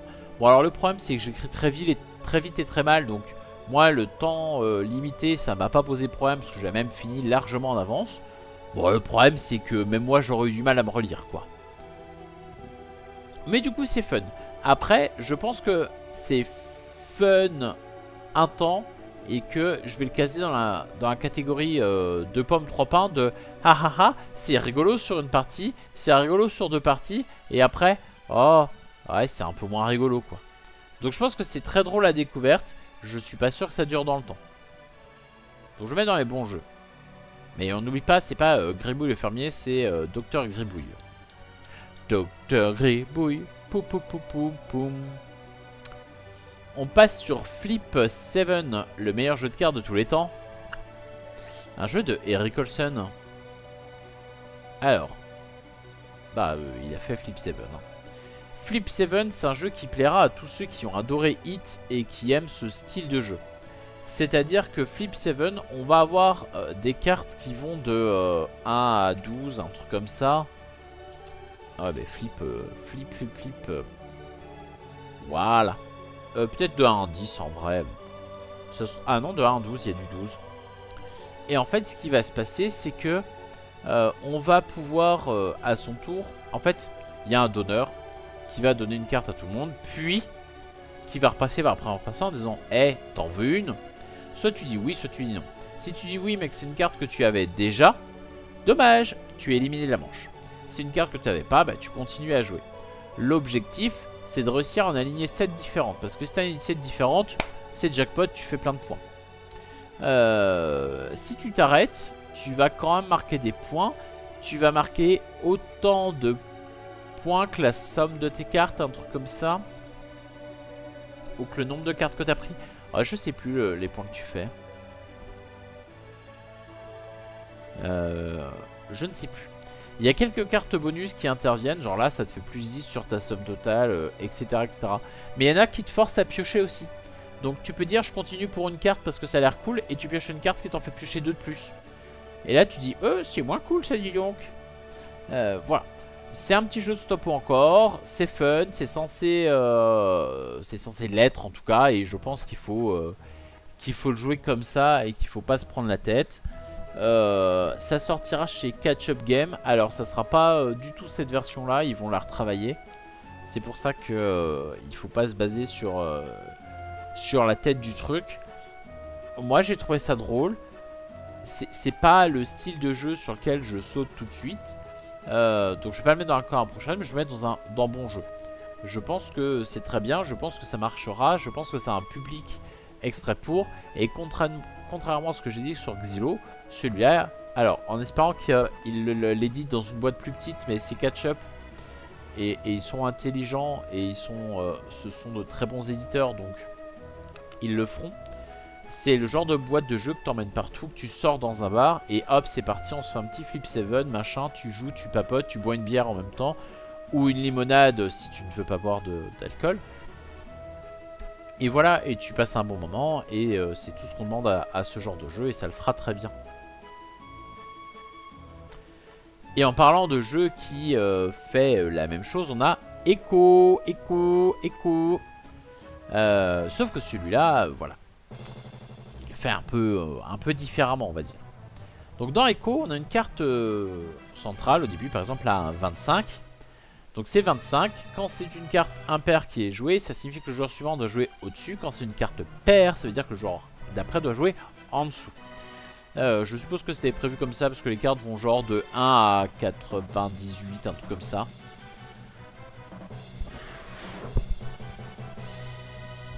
Même 99, mais ça change pas grand chose. Ensuite, c'est au joueur suivant de jouer une carte. Bah là, sur le 25, j'ai joué le 26, donc le joueur suivant doit jouer une carte plus petite. Sauf que j'ai joué le 26. Donc si quelqu'un a la carte qui fait écho à cette carte, c'est-à-dire celle dont les chiffres sont inversés, donc si j'inverse le 2 et le 6, ça me fait 62, comme cette personne-là, elle peut la jouer. Voilà. Donc si... Moi, c'est un peu bizarre le truc. Si je mets le 62 par-dessus le 26, déjà, je me suis débarrassé d'une carte, c'est un jeu de défausse, donc je suis content. Deuxième chose, je vais infliger un malus aux autres. C'est-à-dire que quand je vais faire ça, soit tous les autres vont piocher une carte, soit moi je vais pouvoir m'en débarrasser d'une de plus. Sachant que la manche s'arrête quand quelqu'un n'a plus de carte ou qu'il n'y a plus de cartes dans la pioche. Dans les deux cas, moi ça me fait bien plaisir de le faire. Voilà. Le problème c'est que ça me fait penser à... purée, au jeu qui était adoré par le passe-temps, mais alors pour une raison inconnue. Un jeu pareil où tu posais une carte et tu disais à l'autre joue plus ou joue moins. Avec un poulpe dessus. Enfin je sais plus, bref. Mais un jeu que je trouvais vraiment inintéressant au possible. Et Echo, on a fait une longue partie. Déjà c'est horrible, hein, c'est horriblement. Si tu suis les règles, t'as un pour 1 heure. Hein.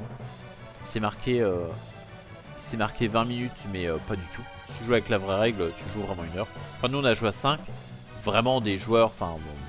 Voilà quoi, on jouait en rigolant, je veux dire, on jouait pas non plus de façon hyper sérieux. Hula hoop, merci Diogo.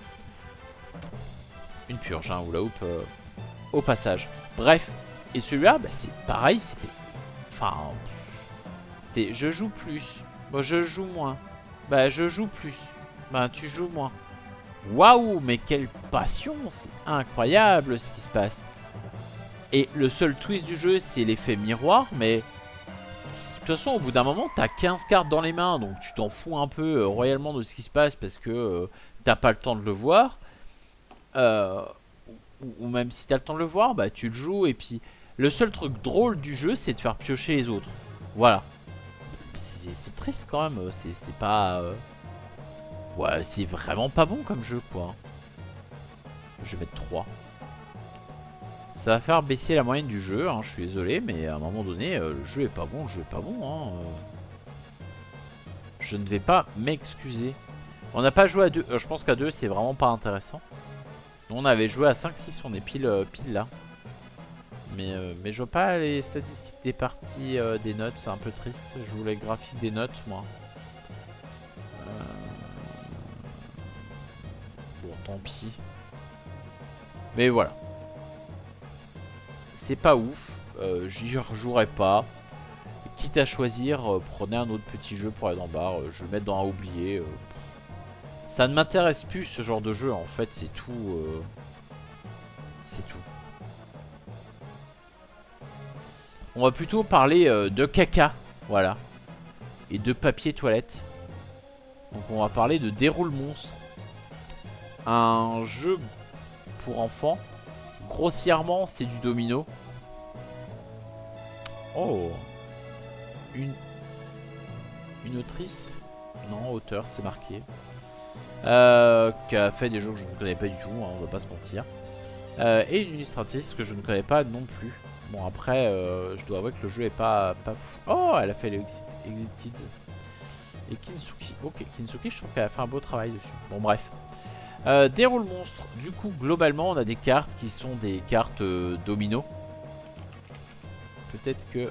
Oh, il est sur BGG.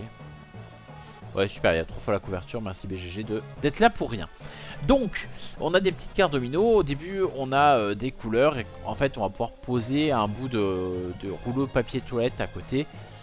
Qui comporte au moins la même couleur que celui qui a été posé avant. Ou alors, on va avoir des petites cartes assez méchantes qu'on va pouvoir jouer ces jeux pour créer des coupures. Ou alors, on va simplement piocher. On va s'arrêter à plusieurs moments dans le jeu. En fait, il y a 3 paliers. C'est quand on révèle une certaine carte. Je sais plus laquelle. Et globalement, on va scorer à ce moment-là. Donc peut-être qu'au premier scoring, je vais faire 10 parce que j'ai réussi à avoir plein de petits morceaux de papier toilette déroulés. Mais qu'à celui d'après, en fait, on va me casser ma chaîne et que du coup, j'aurai plus grand-chose. Et du coup, je peux faire moins de points après. Ou à l'inverse, la première fois, on m'a déchiré mon rouleau de papier et après, j'ai réussi à le recoller. C'est un jeu enfant, c'est pas méchant, c'est du 6 ans et plus. Ça permet de commencer avec des petits dominos. À mon avis, ce qui peut se passer, c'est le gamin qui se fait couper son rouleau de papier qui se met à pleurer. Moi, des enfants qui pleurent, ça me fait plaisir. Donc du coup, je vous conseille vivement d'y jouer. Non, mais en vrai, par contre, ça apprend aussi au gamin que il n'est pas intouchable et il peut perdre. Et il peut aussi, on a le droit aussi de jouer des choses pas gentilles sur lui. Faut arrêter de faire semblant de perdre à chaque fois que vous jouez avec des enfants pour qu'ils se croient bon. Ce n'est pas la peine. Bon, ça reste sympa mais pas inoubliable. Ça reste du domino. Je mets tous les jeux enfants dans sympa mais pas inoubliable. Je sais pas si vous avez remarqué, hein, il n'y a que ça dans cette catégorie. J'aurais dû renommer la catégorie jeux enfants que je ne rejouerai pas parce que je ne suis pas un enfant. Mais c'était trop long, ça tenait pas. Non, mais par exemple, la planche des pirates, il est dans coup de cœur, tu vois. C'est un jeu enfant auquel je peux rejouer ad vitam aeternam. Ceux-là, bon, ils sont sympas si vous avez des gosses. Voilà. On va pas se mentir que c'est pas le jeu que vous allez sortir entre potes le soir. Ensuite, Chandigarh. Je dois avouer que j'avais aucune idée de l'existence de ce jeu avant Vichy. Et que je n'aurais eu aucune idée de l'existence de ce jeu si à un moment donné quelqu'un n'avait pas dit « Hey, on joue à celui-là ». Ce quelqu'un est probablement Mathieu, mais je ne le nommerai pas par respect pour lui. Donc Chandigarh, où il y a peut-être plus de photos ici. Oh, mais oui. Donc on va se mettre dans une petite ville. Une petite ville, voilà, comme ceci, où on va avoir un petit jeton à nous ici. Et on va aller placer des temples et des maisons un petit peu partout. Pour ce faire, à notre tour, on va avoir le choix de se déplacer d'autant de pas que l'on a vers nos cartes objectifs. En fait, devant nous, on a une petite suite de cartes objectifs. J'aimerais bien que vous n'ayez pas pris que votre plateau, là, les mecs. Voilà. Et ben ça, c'est pas un plateau, c'est une madame. Donc, on ne joue pas dessus. Voilà. Donc on a des cartes objectifs comme ça qu'on va pouvoir aller récupérer, hein. C'est aussi une action possible à notre tour. Et on va pouvoir se déplacer d'autant de pas que indiqué sur la somme totale. Donc là j'ai 5 pas, je peux me déplacer 5 fois. Chaque fois que je me déplace, donc là si je suis ce petit bonhomme là, je vais faire un pas. Et là sur les emplacements autour, je peux éventuellement directement placer un temple. Quand je place un temple, il se passe pas grand chose. Voilà. Sauf si c'est le dernier de la zone. Si c'est le dernier de la tuile, je vais pouvoir placer un de mes petits jetons à moi en plein milieu. Ça jouera sur de la majorité en fin de partie pour faire des points. Ensuite, je vais également, si je place un temple de la bonne couleur, là où il y a cette espèce de gros pilier, qui doit être un prêtre ou je sais pas. C'est quelque chose qui bouge, donc c'est pas un pilier. Je vais pouvoir gagner également le petit pouvoir attribué à cette couleur sur cette partie. Par exemple celui-là, à partir de maintenant, à chaque fois que je pose un temple rouge quelque part, je marque un point de victoire. Donc je vais avoir tendance à me dire, je vais pouvoir placer plein de rouges. Là, chaque fois que je finis une tuile, je marque un point de victoire, etc. etc. Le truc aussi, c'est que j'ai 4 cartes objectifs. Ou 3. Non, 3 a priori. Quand je place la quatrième, donc je la place soit à droite, soit à gauche. Et là où je la place, ça pousse un peu les autres. Et donc celle qui est à l'autre bord, elle va être supprimée. Par supprimer, j'entends scorer. C'est-à-dire que là, par exemple, cette personne ici pose cette carte ici. Elle va se bloquer donc à droite. Je vais donc prendre cette carte-là et la scorer immédiatement. Ça, c'est un point pour 2 jaunes adjacents. 2 jaunes adjacents. Il y en a là. Je sais pas si ça compte ceux-là, en vrai. Si, ça compte. Parce qu'ils sont sur deux lots adjacents. Donc là, je marquerai un point pour ça. Un point pour ces deux-là. Et je crois que c'est à peu près tout. Donc c'est pas fou. Mais bon, c'est comme ça. Également, quand je pose la carte, et c'est comme ça que je récupère aussi des temples. Là, on voit que je vais pouvoir récupérer un temple rouge et un temple de la couleur de mon choix. Plutôt avantageux. Voilà globalement. On joue comme ça jusqu'à ce qu'une couleur de temple soit totalement épuisée. Et en fait, en fin de partie, vous voyez les petites flèches ici, elles indiquent des scorings. Elles indiquent des scorings dans la rue. La rue, ça comporte 2 pâtés de maison. C'est-à-dire que là, le scoring de 3 points de victoire, il sera sur ces 2 rangées-là. Et on va regarder qui est présent le plus. Bon, ici, il n'y a personne, donc c'est facile de le savoir. Voilà, personne ne va gagner. Et on va tourner comme ça. Là, pareil, scoring, blablabla. Ici, c'est pas en diagonale, mais c'est sur le tour du plateau. Ce qui fait que les cases centrales, ici, elles sont cool parce qu'elles scorent sur plusieurs rues. En contrepartie, elles ne scorent pas sur celui-là. Par exemple, ce temple-là, la rouge-bleu, il prend ce scoring-là de 3 étoiles, ce scoring-là d'une étoile, ce scoring-là d'une étoile, ce scoring-là de 2 étoiles. Ça fait déjà pas mal. Donc, comme il en a 4, et que par exemple celui-là, il en a que 2, il en a un 3e avec ça. Le jeu se joue bien, en vrai, c'est plutôt agréable. Il y a des petites mécaniques sympathiques. Bon, ça révolutionne toujours rien, mais c'est peut-être un petit peu long pour ce que ça propose. Allez, on va dire ça, c'est un peu long pour ce que ça propose. Mais ça n'empêche pas que graphiquement, je trouve que c'est intéressant. C'est pas quelque chose que j'ai l'habitude de voir. En termes de gameplay, l'histoire d'avoir des cartes objectifs qui scorent et des cartes objectifs qui te permettent de te déplacer. Donc faut faire attention parce que si t'en prends que dès qu'ils vont scorer, tu vas peut-être plus pouvoir bouger. Et c'est le problème que j'avais à un moment où moi j'avançais de 1 par 1, c'était un peu compliqué. Voilà. Il faut savoir où placer quel bâtiment pour essayer de faire des scorings. Pareil, quand on voit qui t'intéresse là, faut pas hésiter à y aller assez vite parce que les autres vont les prendre sinon. C'est plutôt un bon jeu. Je vais pas mettre à quand la prochaine, hein, je vais pas sauter dessus, je suis pas sûr d'y rejouer en vrai. Mais je regrette pas d'avoir essayé le jeu, je le trouve tout à fait honorable et très sympathique. Calzada. Alors Calzada, on y a joué à 2 et je pense que c'était très bien. Calzada, il y a un petit mélange. Alors, c'est pas de la Wallée, même si ça laisse l'impression comme ça. C'est un petit jeu de collection où en fait, ici on a des cubes de couleurs. À son tour, on va en prendre un et on va le déplacer d'une case dans le sens horaire. Quand je le déplace dans le sens horaire d'une case, si par exemple je prends le marron qui est là et que je déplace d'une case, il arrive donc sur une tuile où il y en avait 3, mais du coup maintenant il y en a 4. Donc je vais pouvoir prendre une tuile marron parmi les 3 qui sont proposées là et le placer sur un 4 dans sur mon plateau. Sur mon plateau, j'ai différentes zones de différentes tailles différentes.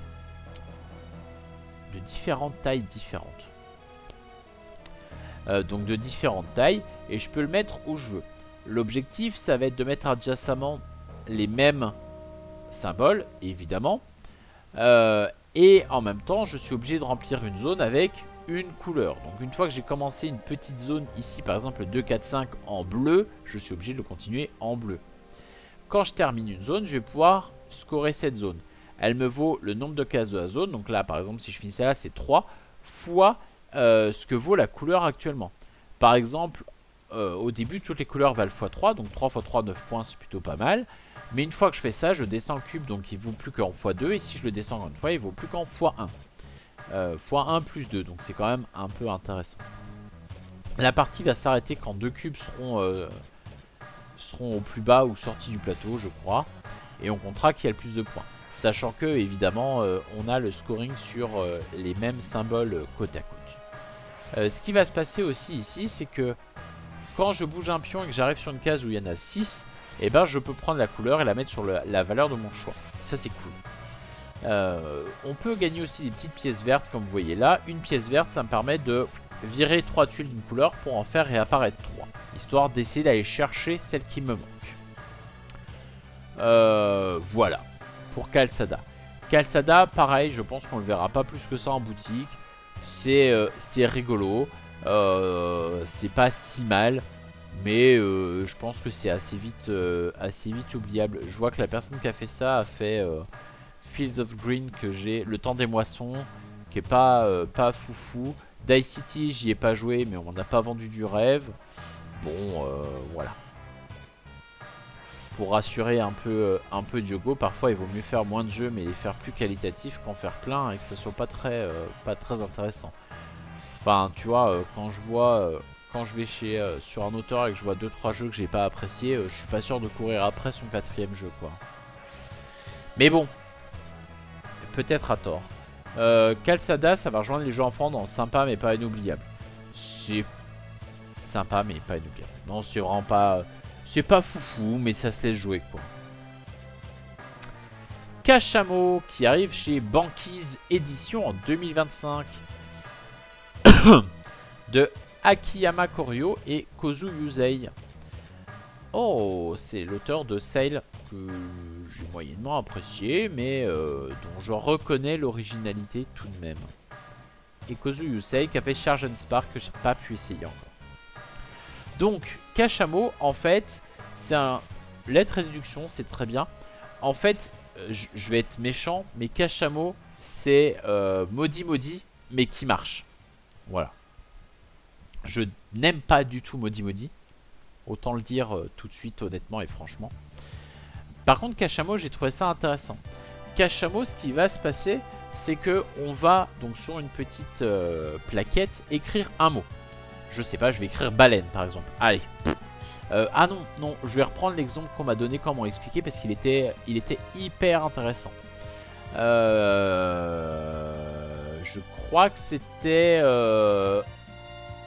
ordinateur.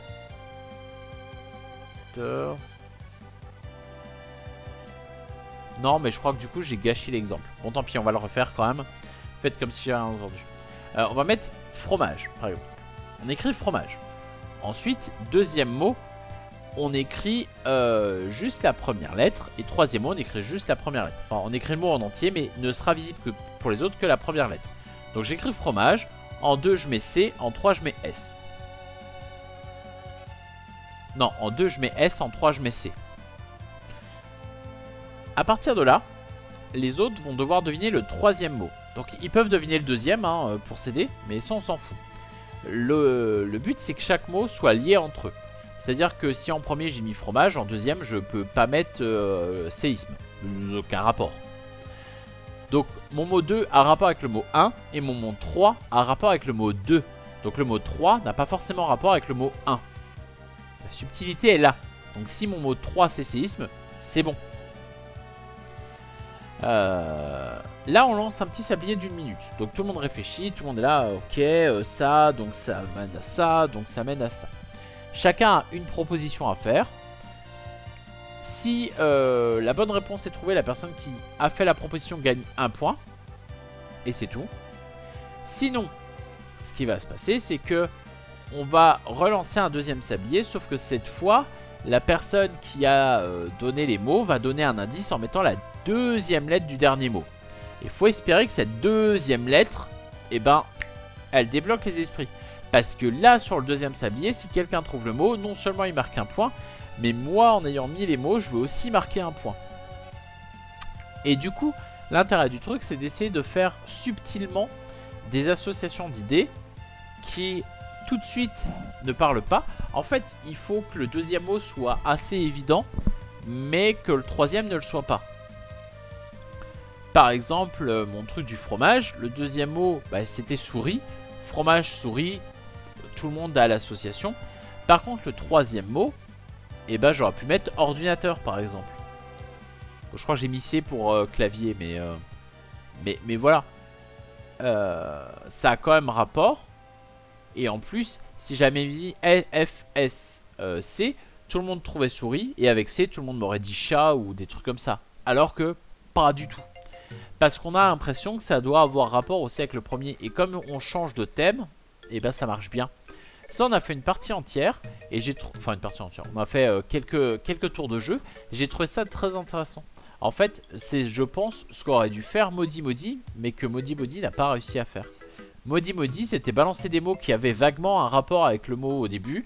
Tu te fais chier pendant 3 tours parce que tu sais que ça n'a pas trop de rapport et que t'as pas ça. Et au dernier mot, paf, tu balances un truc qui est un synonyme du mot qu'il a trouvé. Tout le monde le trouve et puis c'est pas intéressant. Voilà. Donc Cachamot, je vais mettre dans à quand la prochaine. J'ai très envie d'y rejouer. Je pense que ça va très bien marcher et j'espère que ça va très bien marcher parce que ça le mérite. Plus que 2 jeux, on va enchaîner avec Kabanga qui est un petit jeu de cartes donc où on va avoir 4 couleurs. Sur les côtés de chaque couleur, on va avoir des valeurs au début grises. À son tour, on va pouvoir jouer une carte. Sur le côté souhaité. Sauf que quand je joue une carte, bah, j'agrandis en général, ou pas d'ailleurs, l'écart. C'est-à-dire que là, il y a un 8 orange. Si je joue donc le 13 en face, bah, je crée un trou entre le 8 et le 13. Ce qui se passe, c'est que toutes les personnes qui ont potentiellement des cartes entre le 8 et le 13 orange peuvent dire Kabanga et se débarrasser des cartes qu'ils avaient entre le 8 et le 13. Et moi, je vais en repiocher autant que ce que les autres ont défaussé. Donc s'ils ont défaussé 3 cartes, j'en repioche 3. Mauvais calcul pour moi. On arrête la manche quand quelqu'un a plus de cartes en main et on prend autant de points, non pas que la valeur des cartes, mais que le nombre de petits symboles qu'il y a en dessous. Voilà.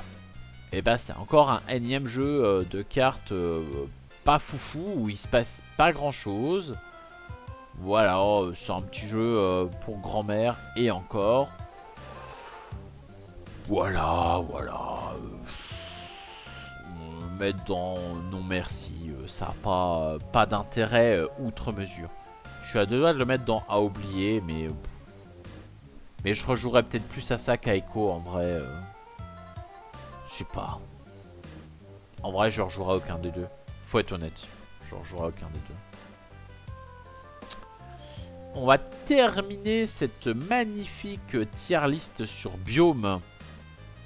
Donc de Léonie Grundler. Ah, une petite autrice, ça fait plaisir. Elle a fait Biome, voilà. Ça s'arrête là, mais c'est bien déjà. Qui est donc édité et distribué par Intrafin. You know what I mean.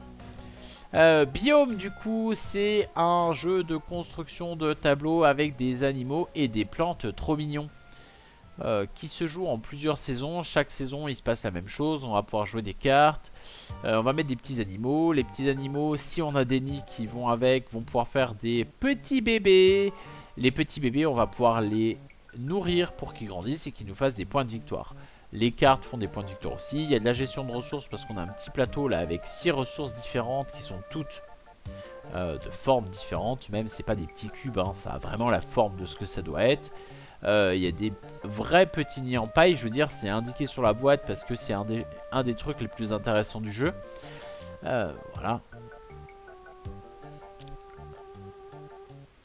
Ben, je crois que j'ai un peu dit tout ce que j'avais à dire dessus, hein, en gros. Non, mais là, on a fait le tour des règles. Est-ce que c'est un jeu qui se joue? Oui. C'est pas désagréable. Encore une fois, c'est la construction de tableau avec des animaux mignons. Donc on est content de jouer son petit lapin. On est content de mettre des petits meeple lapins dans un nid. Bon, après ils se font bouffer par le voisin. Ça arrive, mais bon. Mais à côté de ça, est-ce qu'il se passe plus de choses que ça? Non, en fait. Earth a reçu des grosses critiques pour dire que le jeu pas terrible, machin. Il y a ça qui va pas, ça qui va pas. Ce que je conçois. Bon, moi j'aime beaucoup Earth, mais je conçois que c'est pas un excellent jeu. Biome, ça va se prendre la même chose dans les dents. En fait, c'est le même thème, c'est pas le même jeu, mais il se passe rien de plus, quoi. Même au contraire, parce que Earth, quand tu jouais, les autres jouaient un peu. Là, quand tu joues, quoi. Les autres, ils te regardent jouer. On a joué principalement la partie à 2. Je dis principalement, on a commencé à 3, on a fini à 2. Le jeu coûte 65 balles. Je trouve ça énorme. Mais en même temps, c'est parce qu'il y a des petits nids en paille dedans. Donc, on sait ce qu'on achète. Voilà. Un plateau, un paquet de cartes, ça faisait le taf avec des petits cubes. Je pense que le jeu pouvait sortir à 35 balles. Ils ont fait un choix. Ils l'assument pleinement. Tant mieux pour eux. Moi, je n'assumerai pas d'y jouer. Je vais le mettre dans non merci. C'est pas horrible en vrai. Il aurait pu avoir sa place peut-être dans les sympas mais pas inoubliables. Est-ce que j'ai envie d'y rejouer? Non. Voilà. Ce qui est assez drôle quand même, c'est qu'en revenant de Vichy, j'ai dit que j'avais joué qu'à des jeux ok mais pas fou. Mais rien de terrible. Et pourtant je me rends compte que j'ai quand même mis pas mal de choses en bas. J'ai commencé à remplir les... à quand la prochaine au début. Et puis après... En fait depuis que Diogo est là, je parle que des jeux pas terribles alors. Après encore une fois je rappelle c'est un avis après une partie principalement... bon là en festival on va pas se mentir que 90% des jeux c'est du Vichy. Voilà, ça vaut ce que ça vaut. Je comprends... Mais oui c'est ta faute Diogo. Je comprends qu'il y ait des jeux que j'ai mis très bas qui remontent. Je reprécise au cas où certains n'aient pas écouté tout à l'heure ou que certains n'aient pas regardé le bon passage dans la vidéo quand elle sera sur YouTube. Présage est dans les non merci pour le simple fait que j'y ai joué à 6 et que je trouve qu'à 6 c'est hyper chaotique. Mais qu'il y a de fortes chances que j'y rejoue à 4 et qu'il y a de fortes chances du coup que ça rehausse le jeu. Ce sera pas dans les coups de cœur non plus, hein, faut pas exagérer. Parce que je sais qu'à 6 ça me plaira pas. Maintenant, j'espère qu'à 4 il passera plus haut. Voilà. Donc il n'y a rien de catastrophique là-dedans. Mais globalement, c'est un petit peu le même constat qu'à Cannes ou qu'à tous ces festivals où on enchaîne pas mal de jeux. Il y a quand même la plupart des jeux qui sont des OK Games. Tu joues, tu fais ouais, ça va, et puis tu passes à autre chose et tu les as déjà oubliés 3 jours après. C'est triste, mais ça arrive. Et j'ai l'impression qu'on se dirige de plus en plus vers ça. En même temps, il y a 1000-1500 jeux qui sortent par an. Les 1500 peuvent pas être des coups de cœur. Ils peuvent pas être des jeux qu'on a envie de jouer éternellement. Ils peuvent pas être des jeux qu'on va acheter et qu'on va jouer sans cesse. Donc il en faut pour tous les goûts. Quelqu'un qui ferait cette même tier list avec les mêmes jeux inverserait peut-être totalement. Mettrait ces 3 jeux là dans les coups de cœur et inversement. Peut-être. Voilà, bon bah moi c'est mon opinion en tout cas sur ces 27 jeux découverts au mois de septembre. Il y en aura beaucoup moins au mois d'octobre, donc je pense qu'on fera pas une tier list pour octobre, on fera peut-être une tier list octobre-novembre. Même si les vacances scolaires approchent, donc j'ai espoir de découvrir quelques jeux tout de même. Ça a déjà bien commencé. Et voilà. Et donc on arrive sur la fin de cette tier list. Je vous remercie beaucoup d'avoir écouté ça. J'espère que ça vous a plu. J'espère que vous avez appris des choses. J'espère que vous avez découvert des jeux. J'espère que ça vous donnera envie d'y jouer. Parce que le meilleur avis que vous vous ferez, c'est celui que vous aurez en jouant. Et voilà. Merci beaucoup.